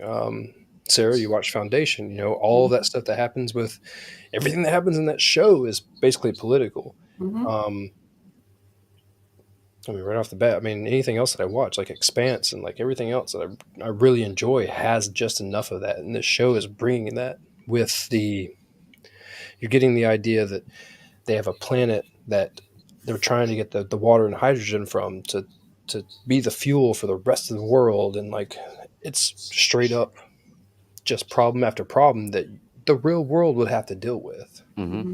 Yeah, makes it more realistic. And Russell, I know we actually didn't get your opinion on the first episode because you weren't here last week. We were talking about it. But yeah, I'm the same way. I really do like this show. It's got my attention.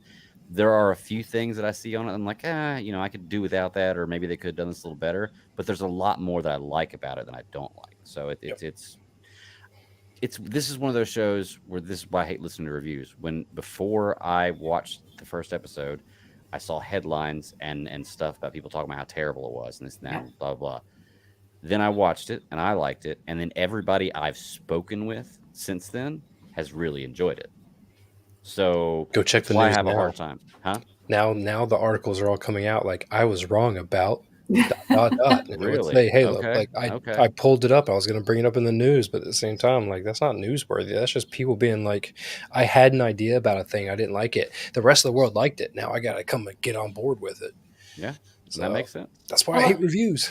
Yeah, that's why you gotta watch it and just kind of make up your own mind. But because case in point too, especially with the Covenant and the humans and all this kind of stuff, I asked Brian, I was like, what's the deal with that? I mean, where did the Covenant, where did all this come from? And he's like, well, I don't really remember because it's been, eons ago since, it's played. Because I'm like, is this off like the first game, the second, the third? I mean, what? He's like, I'm like, so there you go. Just watch it. Just watch it. But I mean, it's really interesting now, especially having the human chick. And I'm like, how are you going to play into this? This is going to be interesting. But then you got a little background for it too. Yeah, and then to find out, it's like, where did the Covenant? I mean, how did all this start? Because and then why do you have all these resistance? Against the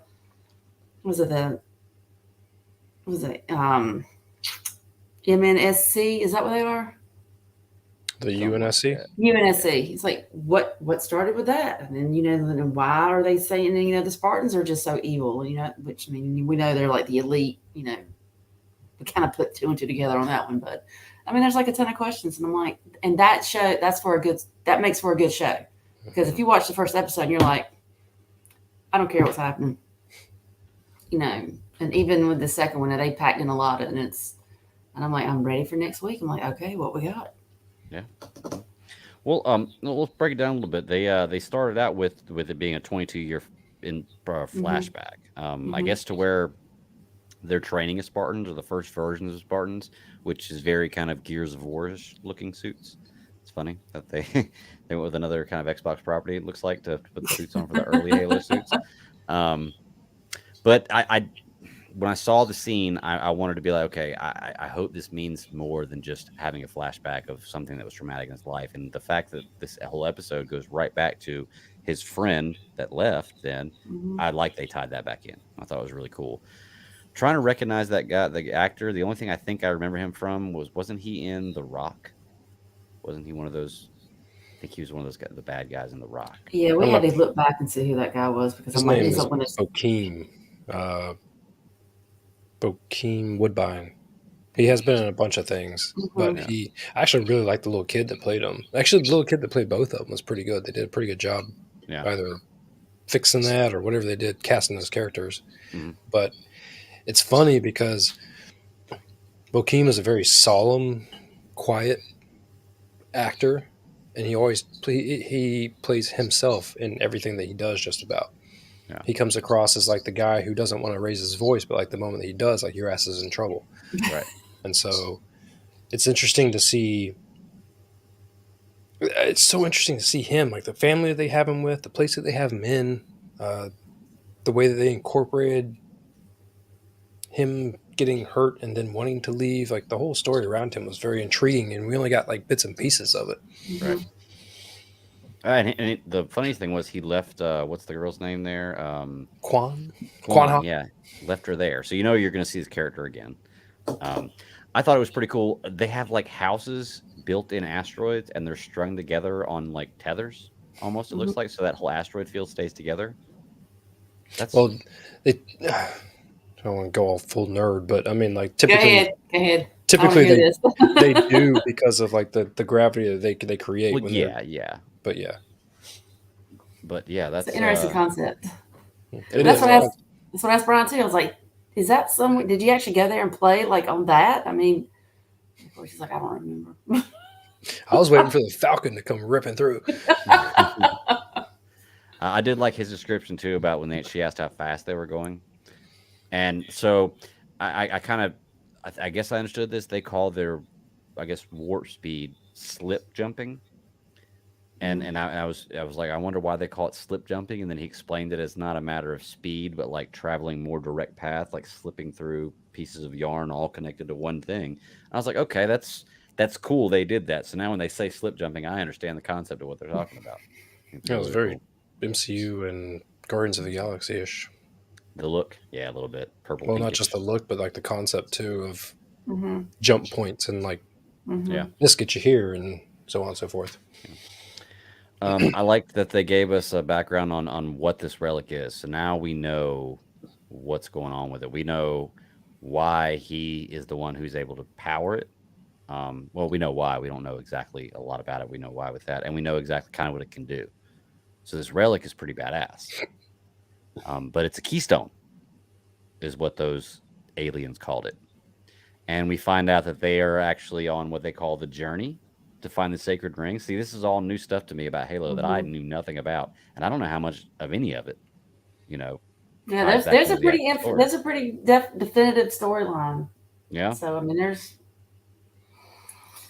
but they're still taking a little bit of liberties, from what I understand. So it's like, don't take it. They came out and said they were taking extreme liberties. Mhm. Yeah. So I mean, you have to tell a slightly different story. You can't tell the exact same thing as in the. I guess you could, but you got to tell a story. Like that's at the end of the day, like that's what's going to bring all the other people in. I mean, like Right. I hate to say it, but if it pushes like the true diehard Halo fans out, where does the numbers lie at the end of the day? Like, are you bringing more people in, or are you forcing more out? So It's just like comic book movies. I mean, how accurate are a lot of movies, are to, comic books. oh yeah, So it's, same difference. Yep. It's interesting. Looking through so you learn about the pellets in the back of the neck. It's kind of like a control module, I guess. It is how they keep them from feeling emotion. Yeah, I would say feeling emotion. Yeah, exactly, because he couldn't even taste the food, Mm-hmm. and that's what he was telling him. So that's interesting to see how that's going to work out. Because in the game, wasn't Cortana like on his side? Wasn't it something that he? Mm-hmm. I mean, I don't know why. I just feel like it was, but maybe that's something that's not going to be working against him in the show. I'm not sure. But once again, they're taking extreme liberties. So you had 9 episodes in this first season, so to see Cortana starting off in what I call the egg of despair because she's bald and doesn't go anywhere, to see where she's actually going to go to is pretty good. Plus, it's Jen Taylor. I mean, she's the woman who voiced and played not only Cortana in the video games, but like all the other additional roles that she did too. Oh, that's pretty cool. I like that. But yeah, I mean, this show is it's interesting. Like I said, not knowing a ton of Halo going into it makes it more interesting for me, I think. And I don't get as mad about not expectations, but I'm enjoying the show. I'm interested to see where they're going with it. I want to see more planets. Yeah. I want to see more stuff, you know. But once again, I'm only 2 episodes in, so I'm sure we're probably going to get more of that. But I want to see more of the other three Spartans. So it's more. It is kind of like a Bad Batch episode because you said that Ross, and I was like, "Ooh, live action Bad Batch. That's an awesome idea." That's pretty much what it is, right? If you get them all four together. But yeah, I'm enjoying it, man. It's got me, and I've had a few people at work that have been wanting to talk to me about it. Like every time, they're like, "Have you seen Halo yet? Have you seen Halo yet?" I'm like, "Nah, I'm watching it tonight. I haven't seen it yet." So, but No, I only watch things on Friday night. yeah, I like to cram it all in there. Killing me, man. Yeah. I'm trying to send things on a group chat, and like, I know you haven't watched them yet. I have to sidebar Sarah every single time.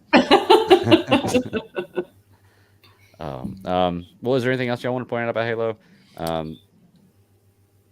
What did you think about? So, Magical Falls, and then they put the butthole back in place. Venture. Is I'm that not his sure what name? his name was. I know you're talking about, but I'm not sure what his name was. Hold on. Gorman. God damn, what's his first name?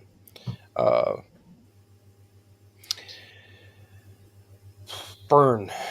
I know he has a weird name. Byrne Gorman is the guy that plays him, and It's a really weird name. he plays almost the exact same character in like the fifth season of Expanse, I think. And to see him come back and play the same character, I'm like, oh, I'm over you, dude. Like, I really wish they would have found someone else to be this asshole because I've already seen him play an asshole one time, and like I don't need it again. Right.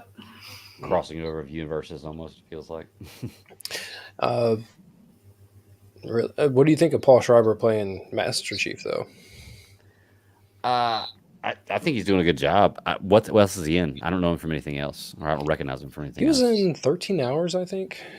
I don't know if you ever watched that. It was the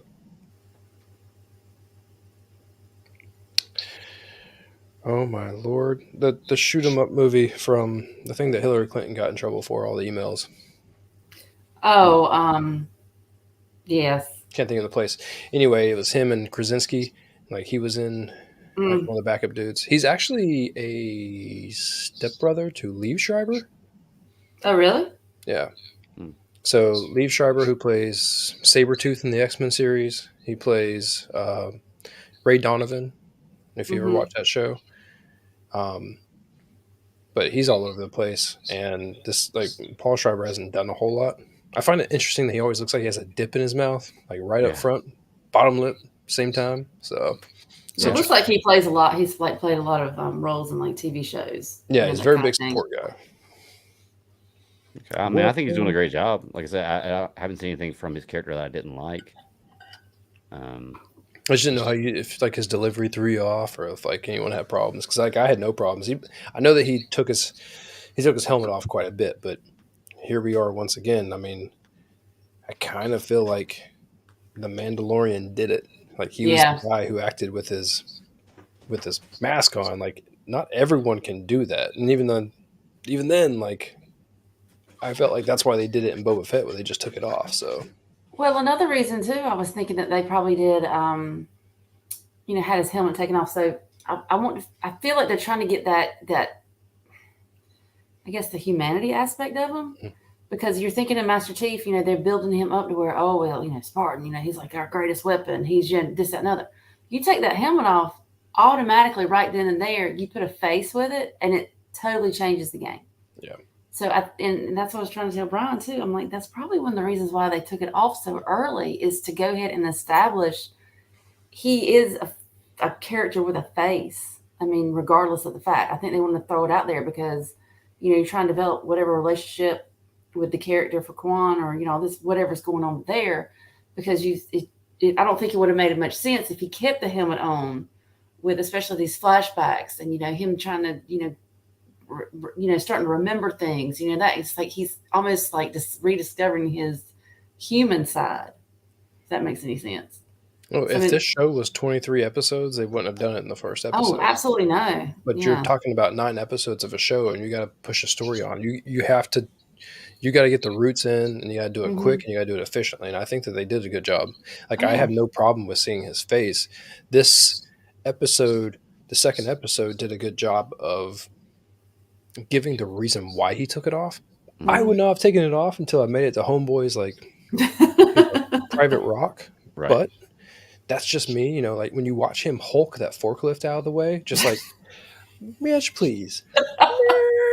Like I would have like all these people have guns pointed at you. All they gotta do is so.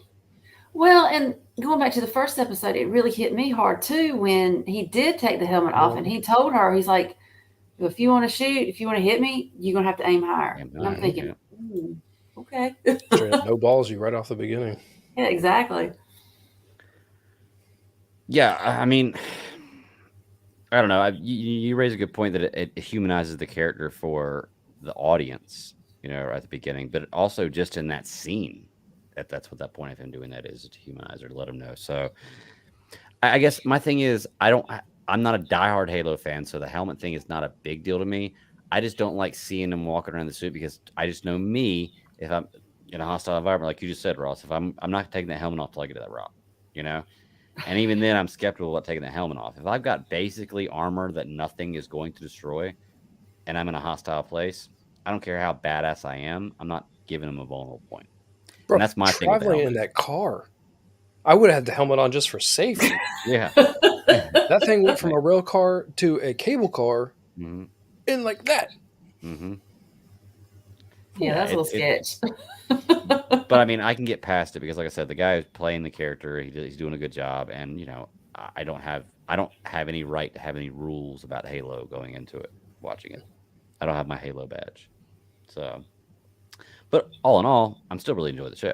You know, very minimal things that bother me about it, and I wouldn't even say bother me, just that I notice I'm like, but I'm really enjoying it. What else about the show? We talked about the relic. We talked about the girl that gets naked at the end. I don't understand the.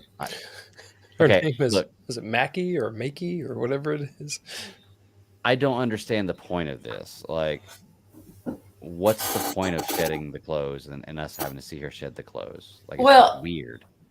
You know? okay, I got a thought on that one because apparently, if you, like with the conversation in the first episode, when you meet her, she's actually reading a book. So apparently, you know, she's that insight into whatever the deal is with the humans versus, yes, just flew out of my head. So whatever's going down, she's kind of like the, you know, the insight on for the human side. And so now, if she's asking in this episode, she's like, "Well, I can go," and they're like, "Oh, well, blessed one, you can't." She's like, "No, I'm still." It's like I'm still a human, so I can still interact with, you know. And I think with her like taking off what she had on, I think that was a way of her kind of shedding. I don't think she really embraces like her human side a lot, Right? Shall we say? She's putting a disguise on. Yeah, exactly. So it's like, because I mean, I thought it was kind of weird too, but it's almost like, you know, you're shedding this one skin and now you're like discovering the skin that you actually have. Oh, imagine that metaphor. But, you know, and that's, you know, it's just because it was kind of weird too. It was like, You know what her name is, right? what? Her actual actress, like her real name is Charlie Murphy. I can't see her anymore without going Charlie Murphy. That's great. So she's one of these ones, these gifted ones, or She's the chosen blessed ones. So, The well, I'm blessed assuming like John is, where she can activate the Yeah. Okay, the whole artifact. I guess She can fix people in wheelchairs. The Keystone, because I think she's the one that called it Keystone. That's right. Well, they discovered it was the Keystone. They've been looking for artifacts, and that one was a Keystone. Yeah. So yeah. Okay. What about was it Wrath, the guy's name that they took him to go see? The only one who'd been on the Covenant ship and returned, and so they took him, kind of crazy guy. Yeah, Wraith, something like that. Yeah. God, Interesting character. Yeah. I love to see different actors' takes on things, and I wonder how much is their take on the character and like what they put into it and what they're told to do. You know? It's almost like they told him to act like Gollum, but like even deeper weird. Like they just Yeah. like dig deeper. Yeah. Go all in. I did a good job though. You know, it was Yeah, he believable, did. crazy, like believable. He's seen some shit. Was that like a prison system down there? It was weird because like there's no locks on anything. Yeah, there's no. And remember, he said there's no law, there's no anything. So like, were these people voluntarily in these cages? Who knows? They like churros. That's all I know. Yeah, they like sweets. And he didn't give any money for that either. I said, I was like, he just took him, walked away. No exchange of money. He's walking around in a Spartan chest plate, so I'm pretty sure he's good to go. Get whatever he wants. Yep. Tin Titty says she seems trapped, and I'm assuming we're talking about the old Mhm. naked girl. I don't know. I think she's legit.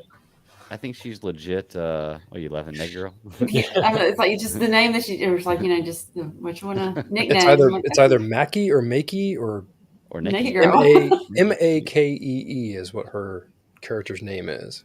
That's what it was. She was like, "This is why they call me Nikki." Yeah, that's why they call me Makey. I don't know if she's trapped.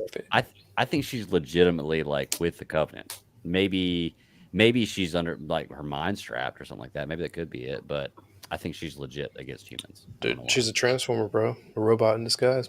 Yeah. More than meets the eyes. There we go. Bada. Come on, I wasn't here last week or the week before. I didn't get all this stuff in. I got to keep going. Okay, so Master Chief returns on his beacon. He gets back to base. He's taken back in. I do love how the whole time that they're having this debate about it, they're like, "Well, we can't punish him when he gets back. Just give him a good what for, and then after that, back to business as usual." And I was like, "Yeah, that's government. Look at that. Crazy how that works. Government. Oh wow, it's nuts. Go pick your switch."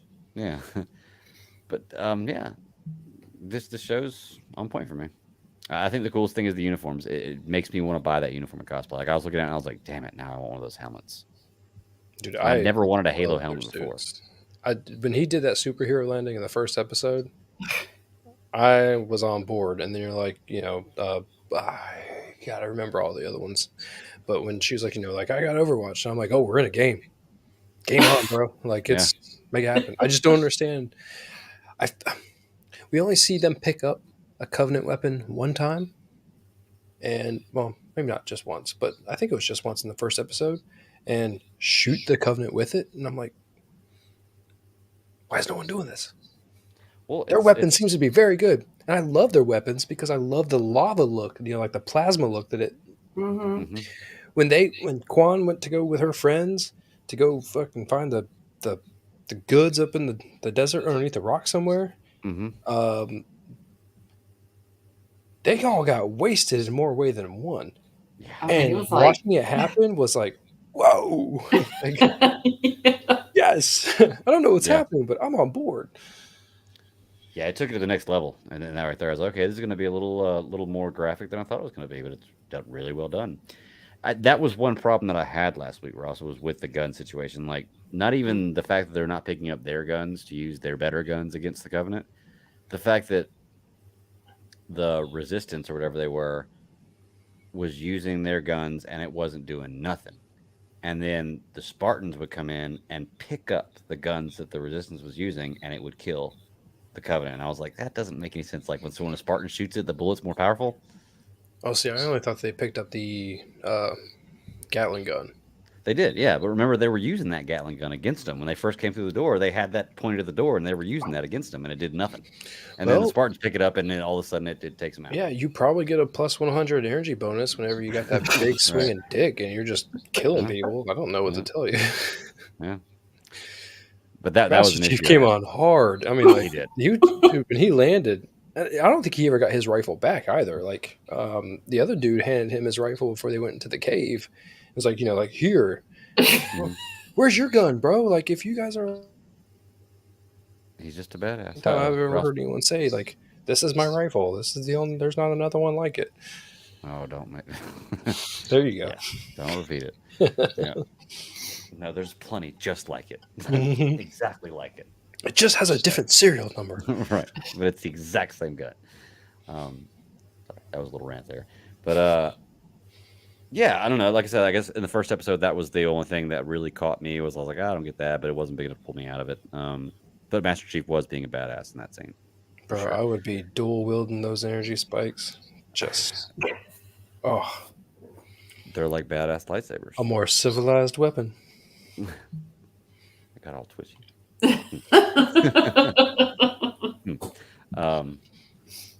Trying to think, is there anything else about the Halo that we missed this week? I think we got it covered. They say you got a little PTSD when you're talking about a rifle. Oh, that's what he means. I got a little twitchy. Oh yeah, yeah. That was, No. no, not the rifle, just the Creed for it. I'm looking forward to it. 7 more episodes. I want to see what's going on. I feel like they have the great foundation for a story. I'm on board. I'm not a diehard Halo person, but I am becoming a very fast, enormous fan of this show. So if they stay on par, I'm up on it. Agreed. Can confirm. Yes, sir. What you, Sarah? You're liking it too. I know Brian's not, but you're Yeah, enjoying I it. don't At least listen to make him him watch it, right? anyways. I don't listen to him anyway. Don't say that on your anniversary. Come on. Look, dude, I've clocked 20 years. It's good. That's the spice of life. Like when you disagree on things. But no, it's like I'm really digging the, like I said, the political aspect of it. So that's what I'm like really kind of zeroing on it. You know, I'm like, let's see how some sketchy shit's going down. Let's see what happens here. Let's, when you start having the eyes like, oh, that kind of thing. So that's what I'm going to kind of hone in on and try to figure out, the story behind that. So that's going to be interesting. Yeah. I will ask, does anyone have any idea what's going to be Quan Ha's part in this show? Because I don't know. I feel like she's playing like a real weak ass. She's gonna play hard on the resistance side. There's something, as far as that rebellion they have going on. So there's gonna be either A, she's gonna continue it, or B, she's gonna she and Master Chief, in essence, try to find some kind of common ground. And and like I said, that's what's gonna play into the political aspect of it. Oh, they're gonna tear the system apart from the inside. I mean, if you think about it, because her father, he was a diehard. Mm-hmm. And then when you had, when the Spartans landed, because they said the Spartans like, oh shit. But then you had that one head nod between the two. Yep. And it was like, I got you now. I got you. Yeah, I think you nailed that right on the head. I think she's there for that part of the story, because otherwise that part of the story would be done. Mm-hmm. That part of the story would just simply be to introduce Spartans. Because especially her reaction to that other guy, the little sketchy dude you were talking about, that guy, and she's just like, she was getting, this but dude. You got to remember too, that was his friend's wife, and she told her, she was like, there's a difference between revenge and justice. Because she was like, you want revenge? She was like, no, I want justice. And she was like, well, Soren's wife. So, yeah. Mm-hmm. Oh, yeah. Actually, that's a real good point, because the way that Soren really feels about all of the, I guess, liberating anything, I think they put her in the perfect place for that to happen now. Yeah. I don't know. I was so wrapped up in it. Like I watched a couple of days ago, and I'm like, shit, I like the show. Good on you.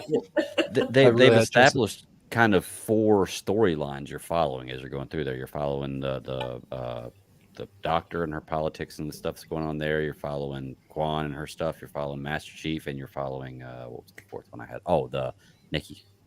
The Covenant. Yeah. Thank you. Why is it that all the Covenant higher ups, number one, they have all weird names if you've checked out their names, but why are they so different than the Warriors? Are the elite Warriors, is the whole population of the Covenant species more like the higher ups, or are they more like the elite Warriors? We haven't seen that yet, so they haven't really shown us. But I don't know anything about the game at all, so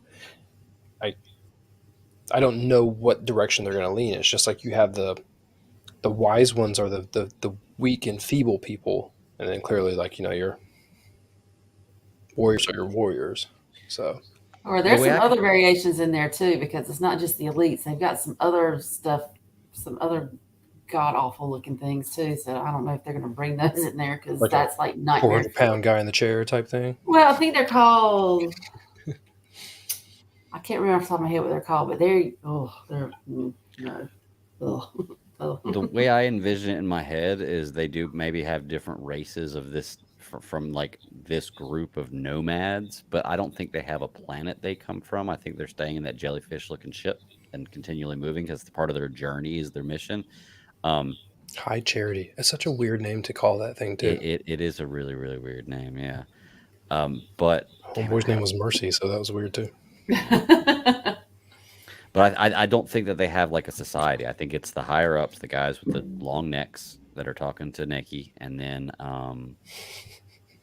there's warriors. Like there's different versions of them, but you're warriors. You are born into the society as a warrior. That's it. But I don't know. I don't envision them as having a society. But I could be wrong. Cool. Take liberties. So, all right. Well, anything else about? Oh, Tim has asked. We saw Moonfall. Talking about Moonknight. Yes. Yeah. Oh, Moonfall. Yeah, Tim, we already talked about Yeah. Moonknight. Unless you're talking about the movie Moonfall. No, I have not watched Moonfall. All right, cool. Well, let's go ahead and if y'all got nothing else, let's go ahead and move on to the final thing. And honestly, I'm trying to rank which things of the three that I saw that I liked the most, and I couldn't really tell you because I really enjoyed all three things I saw this week. But let's continue with Picard because there was Bro, some they're really, different, really good man. stuff with Picard. So it's hard to compare them. They're all different. Yeah, they are all very, very different stories. And like I said, I enjoyed everything. I wasn't disappointed at all this week. So you know how I feel about Picard going in. Y'all still enjoying Picard? Thanks for making me watch it. Totally. Loving it. I am. Okay, I didn't get to talk about the last 2 episodes. Okay. Real quick, Greg, did you like the time travel or not? Did I like the time travel? Yeah.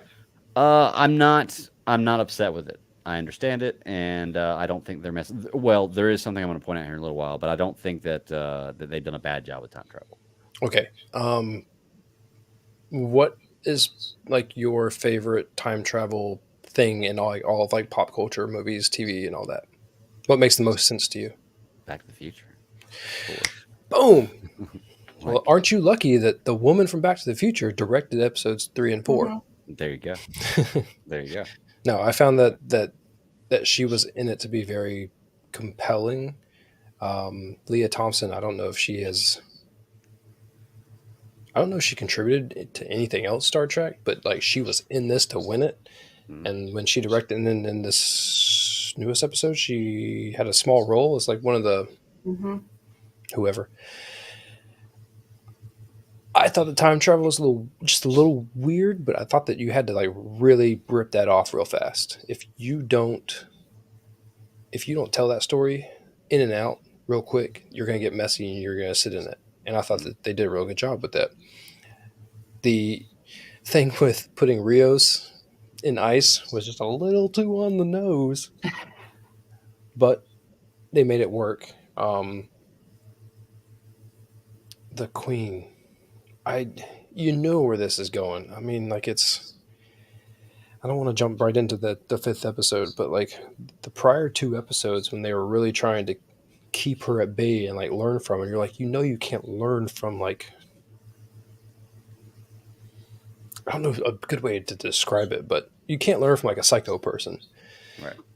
Everyone feels like they can dissect a brain and like try to figure out like how it works and how to backdoor your way in somehow. Yeah, it didn't work. Here we are in this 5th episode, and I find it very interesting that it's going the way that it's going. Yeah. In your brain like the Queen Borg. Yeah, I like. No, we'll jump into. We can talk about the last 2 episodes, however you want to talk about it. We'll jump into right in this week too. That situation right there with the Borg. We'll go ahead and talk about it. Borg Queen. I'm not gonna lie. When I watched it, I thought she killed her. Yeah. I did. I really laid that well, no, out pretty thick. Okay. So the way they do it in the show is you see her point the gun, you see her pull that she hear it goes black, and you hear the gun go off. Okay. So originally I was like, okay, she shot the cop. Because in my mind, I was like, she can't kill the board queen because she has to have her go back. But if she kills this guy, then the board queen can't take him over. So she killed the cop. And I was like, damn, they just made her do that. Then it goes back to where they show the kill the board queen. And I was like, oh, she really did that. And I believed it. I'm not as Star Trekky as y'all, but I was like, wow, they really did that. Okay. Because I was like, okay, they're back in time. That none of this stuff's going to stick.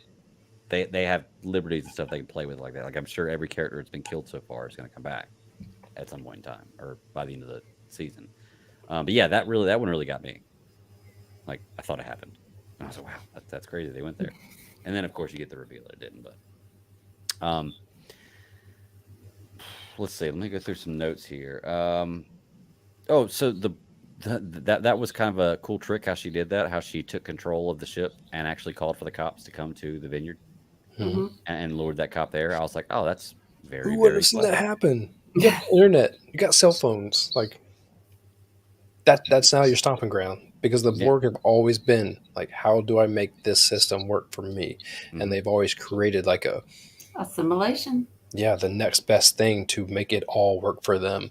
Mm-hmm. And I mean, I make jokes all the time about like the internet and YouTube, ironically, being like the assimilation of like this century and like turning us into the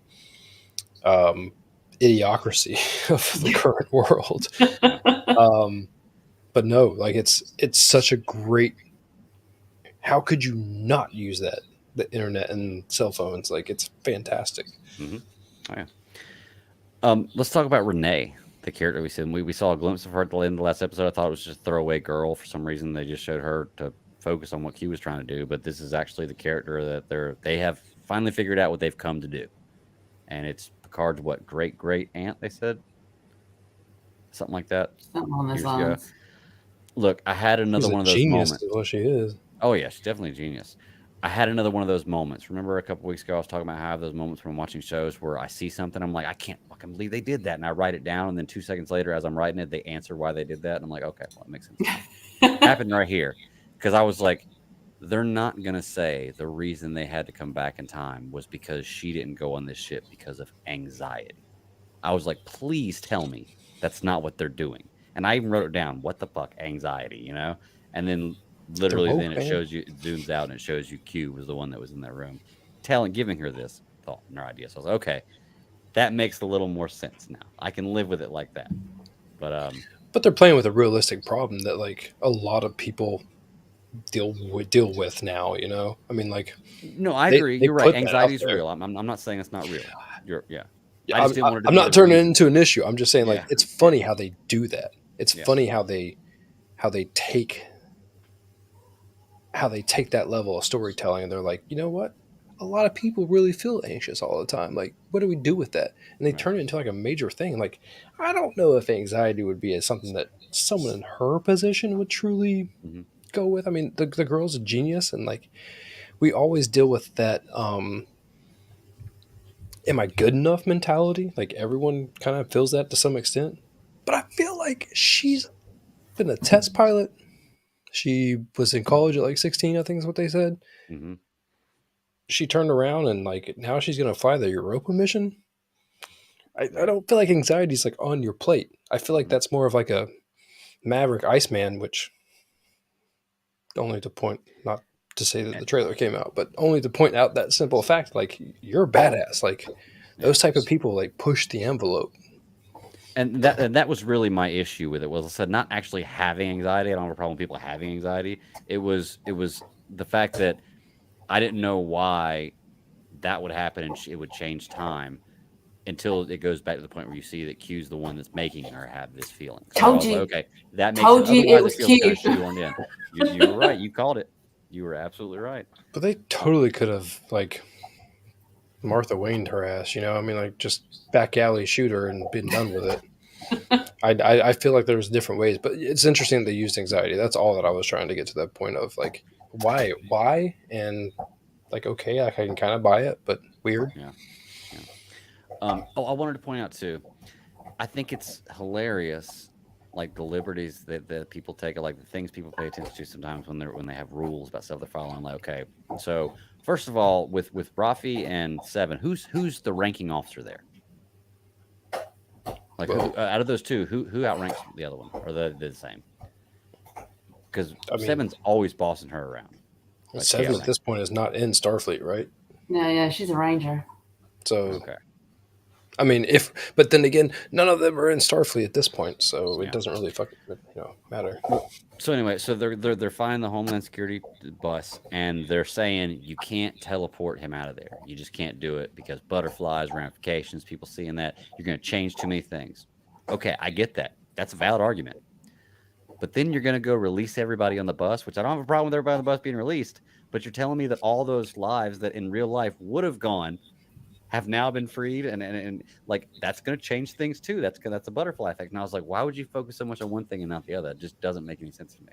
But you have to. What was it years ago? Robin Williams used to make fun of the catch and release policy in New York City. We do that at the border now, so it's like, go, like I'll get you. Like tag, you're it. All right, come back. No, you can go to jail again. Come on. I don't know. Who knows? Who knows? Yeah. And like I said, that's a nitpicky thing for me to look at and point out. I mean, there's absolutely no way you go back in time and it don't affect something, especially if you're going to interact with anybody. Then technically you've affected something. So your whole point is to go back and to affect something. Like, yeah. Exactly. So the doctor in this episode trying to save his daughter. Did y'all recognize him? Yes. Mm-hmm. That's another last name, because you don't not only hear the Picard, you hear Soong. And I'm like, the hell really? They're going to bring him? Oh, okay.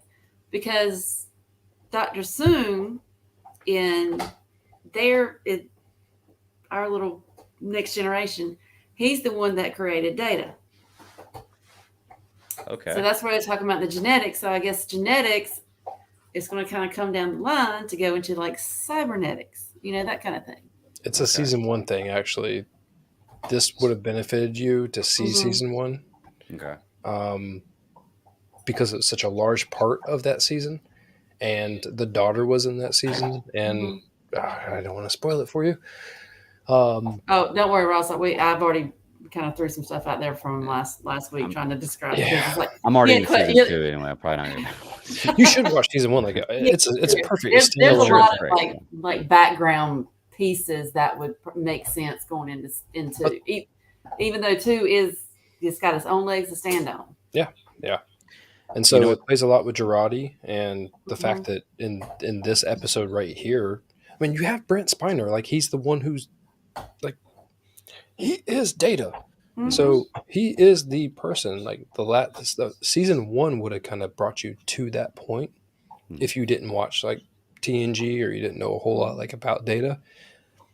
Like I remember sitting in the theater when Independence Day came out, like, that's Data, and like that's that same dude. He's the same crazy doctor with the long hair in Independence Day. Like that's this guy, and like here he is. But I didn't expect Jonathan Frakes not to bring Data back in when he was given the opportunity, because like when they say, hey, come direct an episode or 2, you're like, fine, but I want these toys to play with.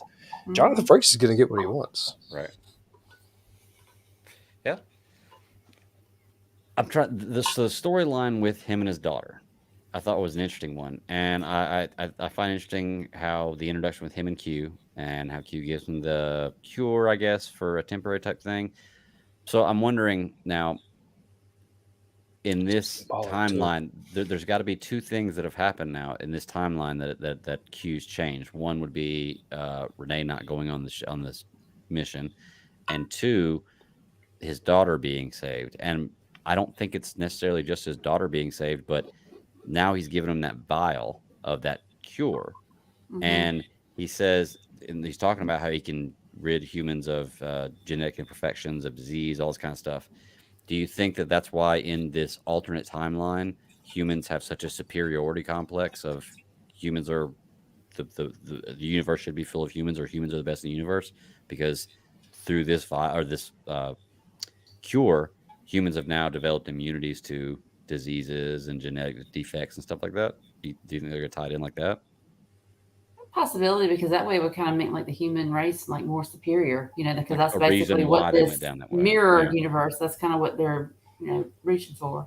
That's a much further reach than I would have thought. At the time of watching the show, I only thought that it was so that he could get the Doctor on his side to stop Picard or anyone else that's going to come and hinder his plan that he already has in place. Yeah, but why would they Because need the doctor on his side? Otherwise, like, why was it? Well, I guess we don't know yet, right? Unless because it's an insurance policy. yes, so well, I don't know if it's so much of an insurance policy as it is like a defense against the offense that he knows is coming. Mm-hmm. I Because of who the Doctor is Mhm. and what that person means to Picard, I felt like that was the reason why he went for it. Because if anyone's going to come back and stop him, him and Picard play the whole cat and mouse thing all the time. How is he going to like get Picard to like look the other way while he's trying to make all this stuff happen? And once again, from the first season, Data has a lot to affect Picard still in his old age. So that face alone will like cause him to do a double look before he makes a move. Right. Yeah, I guess that makes sense. And I guess you could look at it almost twofold. It's another way to destroy the timeline or mess the timeline up if somehow or another Renee did get on the ship. Yeah. So I wanted to ask y'all, what is a watcher for? Like, I know it says it in this episode. It says they're to protect a particular person in a prime timeline.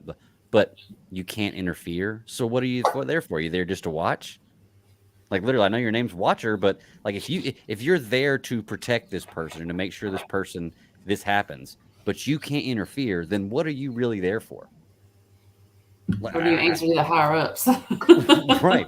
Like, what is your point of you being there? Like, literally just to watch. And I get you're a watcher. I get the name. It's very on the nose, but don't say your job is to protect this person if you can't do it.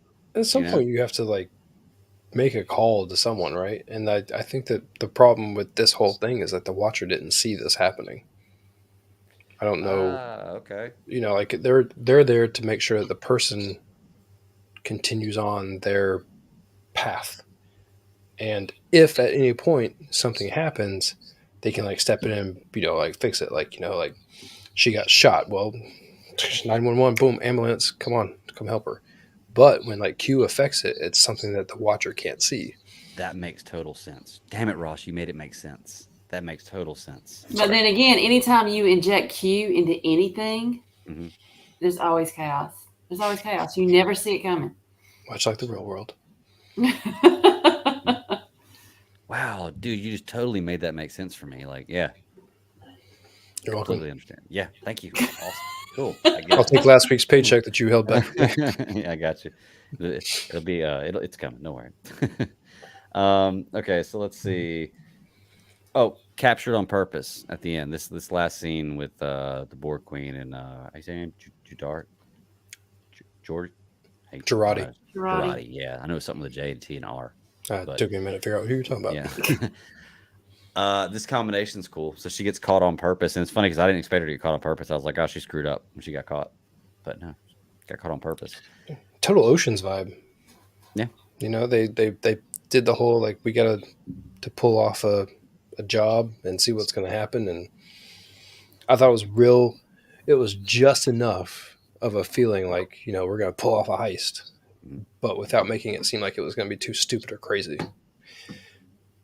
So at this moment, though, the rest of the crew does not know that her and the Borg Queen are kind of mind married, right?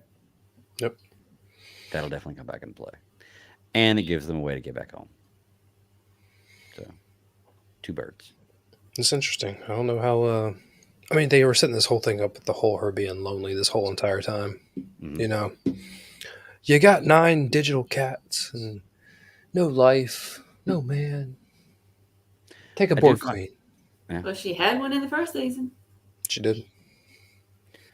I do find it interesting that they have a double-barreled side-by-side shotgun in the spaceship. No, she took it from the chateau. Did she? Okay. Yeah, it was but it was like just hanging over the mantle, and it was still in perfect working order though. And loaded. Yeah. Yeah. And yeah. But it's still a badass shotgun. You don't ever see side by sides like that. So, That's it for me, man. That's all I got in my notes. Independence Day stuff, Spiner, Board Queen Dead. I don't understand the whole Loris being. I get it for the show because you're paying the actor and you want her to have a role, but I don't understand how she's human in one timeline and not in the other. Now, that doesn't make sense to me. I wonder if it's kind of more like the data thing. Like, I find it interesting that so many of these aspects of fixing this problem all revolve around Picard, and to play with his heartstrings with his love interest and the face and everything else. It's enough to make me think that without making me be like, no, not possible. Like, that's stupid. When they switch the species, like I get what you're saying. Why go from Romulan to human? I don't have a good answer for that yet. I hope that they give us something, or maybe the Watchers aren't just people, and the Watchers are just like whatever the person reflects onto them. Like, there's all sorts of stuff that you could think about. Yeah, that's actually a very logical explanation right there. That whatever you manifested in your mind to be is what it is. Who's your Watcher? And whoever you imagine it would be. I like it. Greg's going with Neki Chick from Halo. That's right. Yeah. No, that's a good question. If you could, who would your Watcher be? Oh, that's a question for next week. Y'all think about it. Who would your Watcher be? Like somebody's watching me. The thing about it, would it matter? Because it's like you wouldn't see them. You would never know. Yeah, that's true. So you want to be somebody that, I guess, somebody you don't like. No, because you see that person everywhere. God, I want to hit that person in the face every time. Well, then Jared Leto would be the Watcher for a lot of people, apparently, right? Callback, full Not saying episode for me. callback. 2 hours and 1 minute, right there. Full circle, man. Mm. You gotta do it. You got anything else about Picard this week? I like it, man. I like how each episode, to me, it feels like it leaves off at a great point. Not such a cliffhanger that it's like, what's going to happen next season, but like just enough to where it's making you want to watch that next episode. Mm-hmm. Each episode has done that for me. Yeah, this is a show that hasn't disappointed for me yet. All in all. What about you, Sarah? Anything else you got about Picard? Like I said, I'm just kind of curious to see what Q's issue is, because he's given hints like there's something not right with him too. So I'm like, we're gonna do this again, okay? So maybe he's trying to figure out his own issues too by talking to Dr. Sims. Who the hell knows with that guy?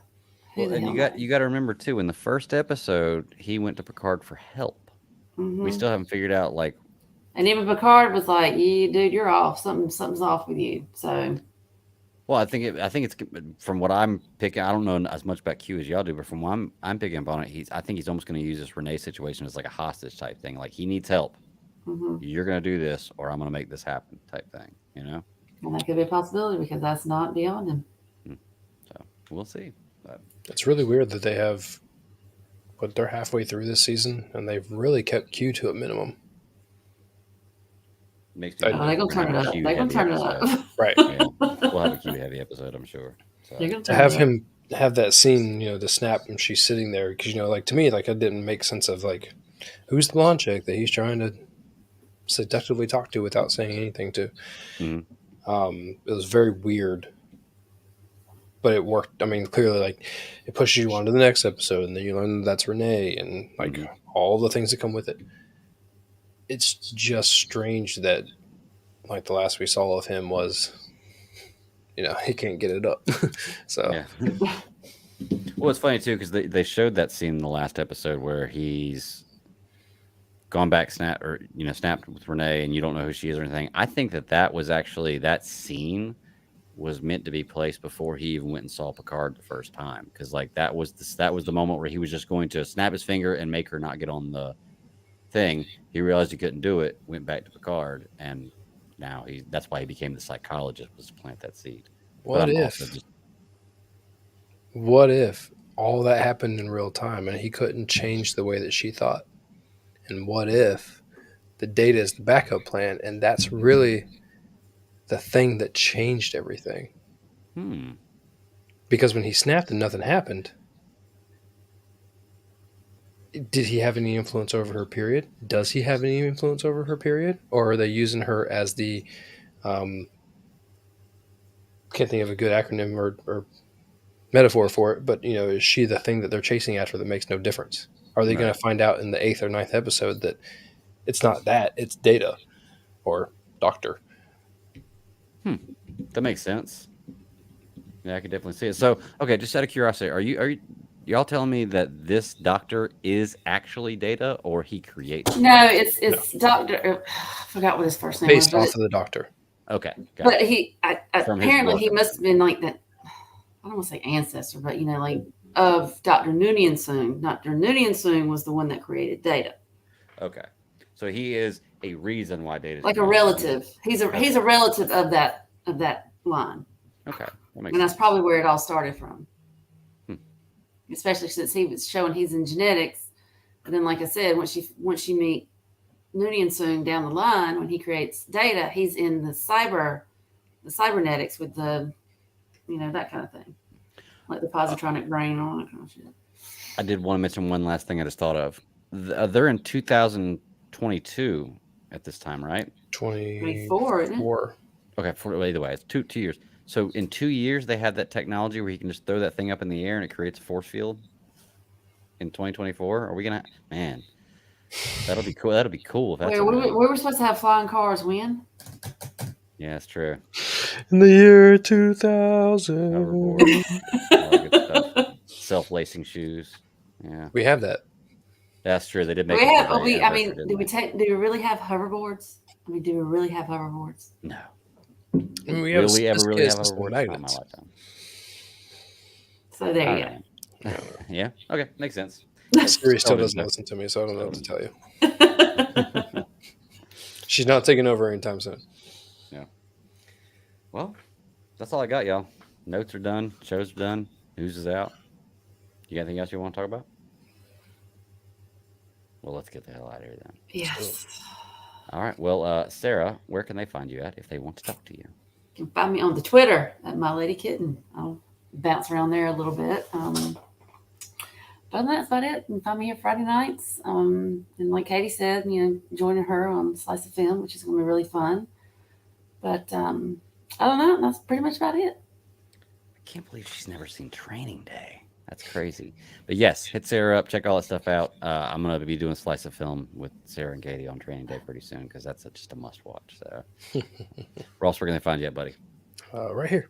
This is it. This place. Right. If you can find me anywhere else, good on you. Yeah. Then you are smart.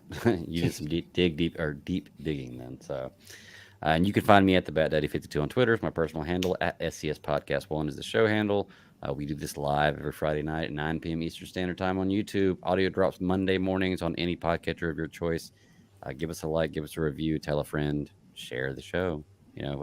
Always growing. We like that people come in the chat and be in the chat room live with us, and I'll try to keep up with it and post this stuff. I'm not nearly as good as Cody last year on Super Fans Podcast, but we try to interact with you, get some stuff in there. So if you want to be part of the show, come check us out live on Fridays. But other than that, man, Just I am like amped. 10, have a good night. That's right. Yeah, bye, Tim. Much love, buddy. Yeah, I'm amped. I got the rest of the weekend off. Carolina Duke tomorrow. It's gonna be nice. So I'm excited. I get to dial up. We're actually going to a little charity event tomorrow night, which they're going to be streaming the game there too. So North Carolina. Oh, the game's gonna be everywhere. Pinkies up. You going fancy? You a black tie? Yes, I'm gonna pull up the heels, get the hair done, a little makeup, a little sparkly dress to wear. Nice, yeah. Nice. I'll send you guys a photo. Don't worry. I'm sure I don't dress that much. Outclass us. Come on now. Yeah. We're trashy white people. We can make this work. All right, y'all. Let's get out of here. I guess until next week, y'all. Keep pounding. Bye, guys. Later.